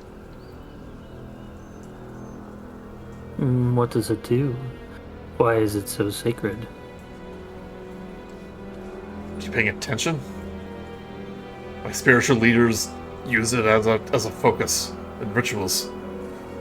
Yes, but Don't mind. It's sentimental. He doesn't know how magic works. I also don't know how magic works, but I just trust Vio and Grude with this stuff. Right. We're going. Don't worry. I start Yeah. Pushing Vogel down the road. I haven't asked him the question yet, though, Vio. He's been dead too long. The answer is no. You're gonna have to learn some deduction or induction skills, Vogelsuch. I don't like induction skills. I burn easily. Womp womp. I thought you would appreciate that as a scientician. You just called me a scientician. Scientician? Yes. That's not the term. No, scientist. A science petition. Muriel goes, okay, well, enough banter. We need to hurry before they destroy that gemstone. Summon Winter Splinter. She turns to Kevin and goes, thanks again. Couldn't have done this without you. We'll be back. Catch up more. Kevin nods. Good luck. You're going to need it. Disappears.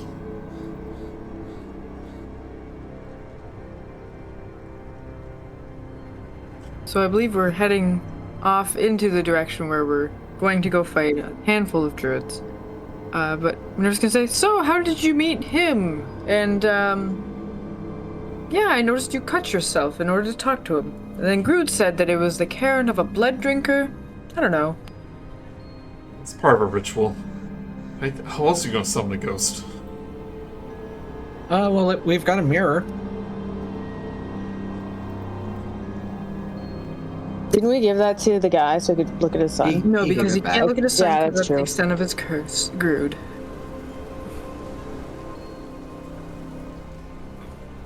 But we do have one if you want to save cutting yourself. Not to say you're not tough. What, this lets you see ghost? Yeah. Yes. Straight into the ethereal realm. Can you talk to him? Think so, yeah. Did we ever hear anyone? You I think we can. You I can't don't. know. Yeah, I don't think Yeah. we did. I just didn't. Yeah. You remember, I mean- We're assuming such at the moment. remember Stella Yeah. couldn't talk. You can only Yeah. hear her. Victor had to learn to read lips, basically, to talk to her. Wonder what they're up to now. That's right. She's in her real body again. Yeah. Probably being their regular, normal introverts. They're just reading together. Now they're it's like reading together. On No, completely opposite sides of the library. Yeah. I wonder if they're allowed to see each other now. Because their families didn't like each other. It seemed like the mom really appreciated he was trying so hard, even though Yeah. it was obviously his fault it happened. That Victor boy is a bad influence, sending my daughter to the ethereal plane. Severing getting her soul, getting her from soul body. stuck from him. I did actively try to avoid pointing out that he was the one that did it. Just that it happened. I guess we can do this later, but because it does make sense now. But Via, were you gonna try to open that tome? Not yet. We've got pressing matters Okay. at the moment. I mean, you had the entire night to do it. I forgot to ask you.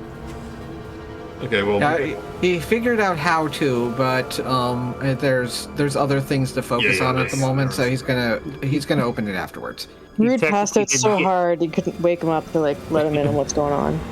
Vio technically didn't learn knock until after the Yeah, short yeah, rest true, ended, yeah. or the long rest ended. If So you you- really want to get technical. so you saved someone from the ethereal plane. Yes. That is more than I've ever done. Wow.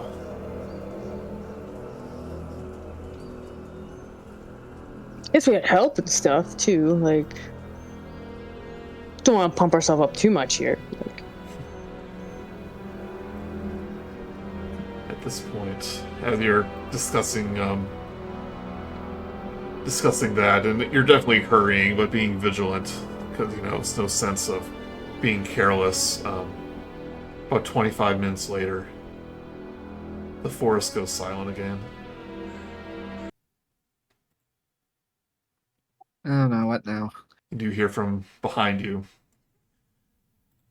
Hold on. Should have meant to find the music. Hold on. Nothing's in order.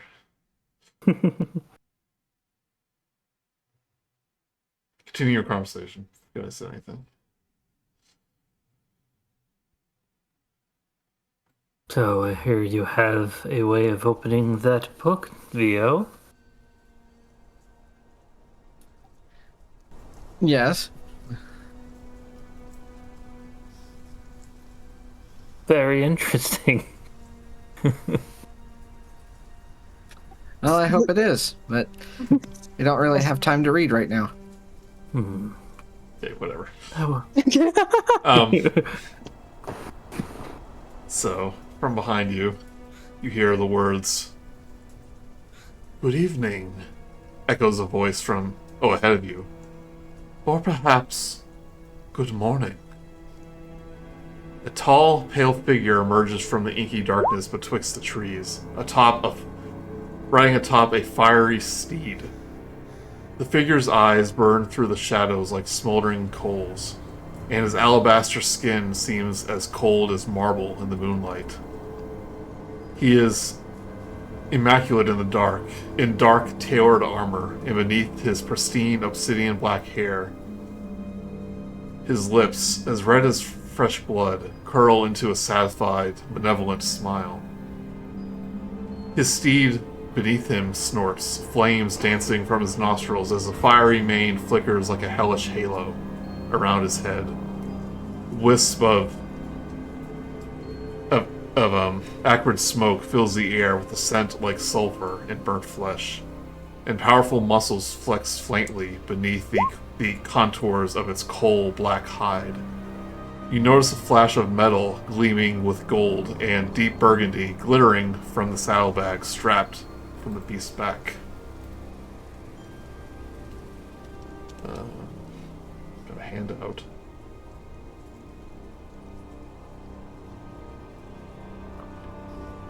The man's heels clicks against his steed's side, and he steps forward to obstruct your path. Strahd's smile widens as he drinks in the sight of you, his gaze boring through the dancing shadows that lurk amidst the path. And you see Strahd atop his fiery steed.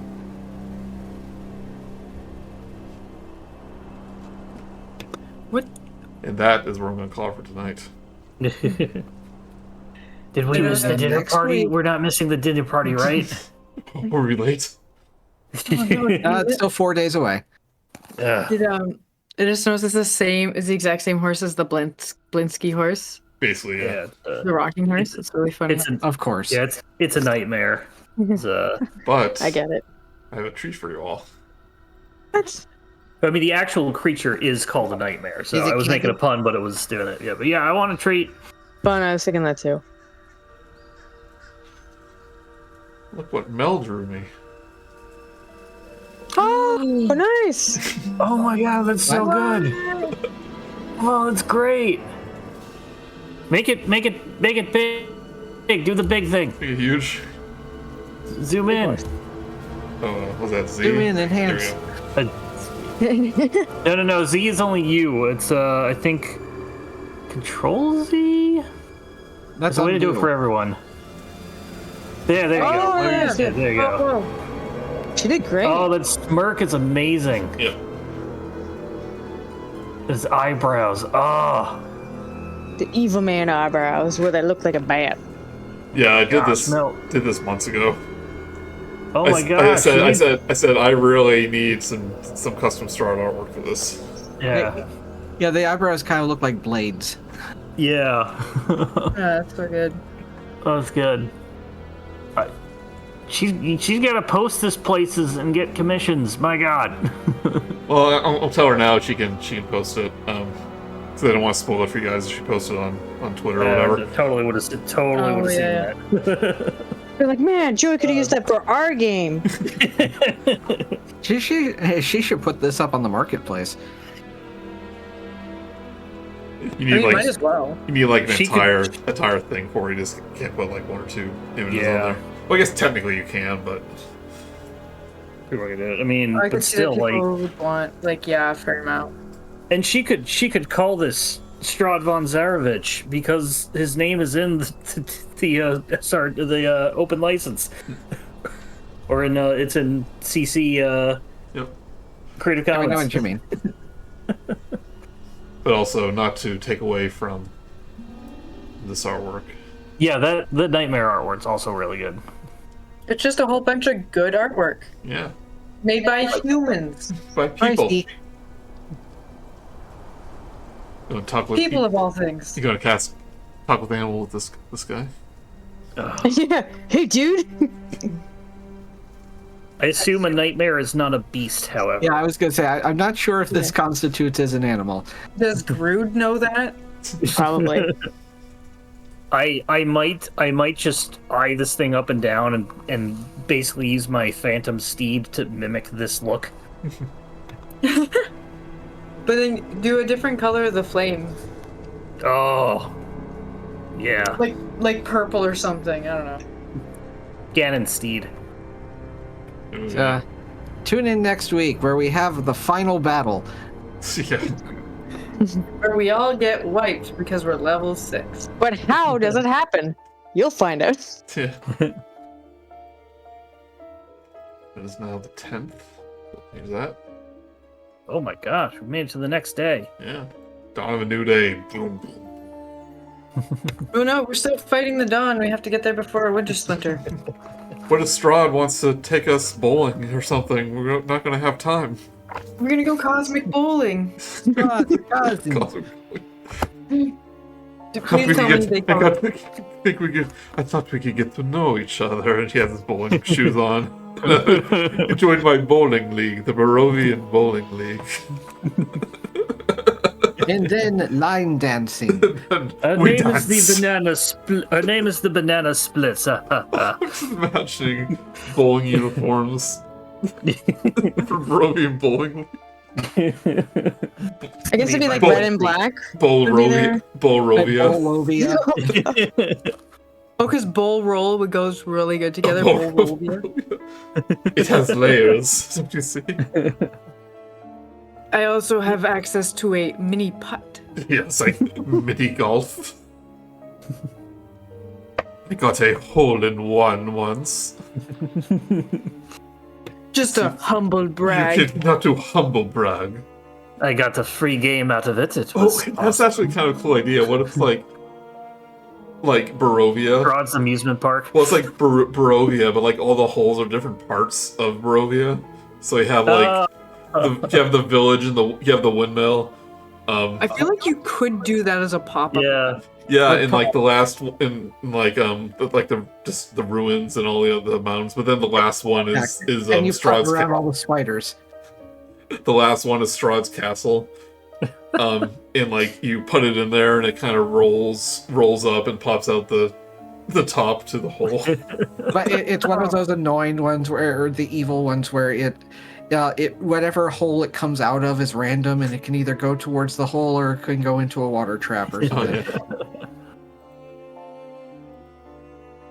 Yeah, but A blood trap. were you expecting to see Strahd again so early? Absolutely. No, actually not at all. I didn't think we'd see him before the actual like dinner date. Since he was like, "Hey, come to the dinner date. I'll see you there." When you first just started describing it, I was thinking, oh great, a Dullahan. A Dullahan? What? That's one of the Headless Horsemen. Oh yeah. Oh, here it is. It's under my that's your playlist. Irish name. No, nobody remembers the name of the headless horse. They just remember Ichabod Crane. That's it. Yeah, it's an Irish name, so I think it has like a weird pronunciation. Like it's not English; it's a Gaelic pronunciation. Well, I mean, if you want one in which I can name, we can run into a Knucklevay. What's a knucklevay? I don't know. What's a knucklevay with you? About 3 pounds, but I'll bump. Pretty much the Irish version of a skinwalker. Ew. Okay. Why do so many different cultures have that? Oh my God! It's him on a horse, but it's just inverted muscles. Oh, horrible. Those flesh. I did a search for it, and it's like the first image that came up. Is just it's, AI. I don't want to see a skinless horse. So. yeah, that's basically what it is. It's a rider and a horse, and it's both like the kind of like skinless Oh yeah. sort of The things. man and the horse are combined as well. Yeah. They have ghost skin. So instead of having a centaur, it's a human tar. Yeah. I don't know how I'd say that. Would it be a weretar? Well, they're Is not where- wearing anything, so.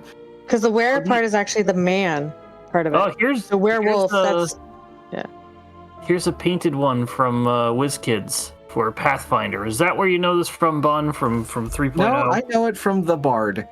Okay. Oh, that's a. Oh, why? Yeah, the whole attachment part's a little weird. Like, how would this thing wear pants? Good question. We'll find out next time. All right, thanks for the game, Joey. Yeah, that's Yeah, fun. thanks, Joey. Got to level up, get some more spells.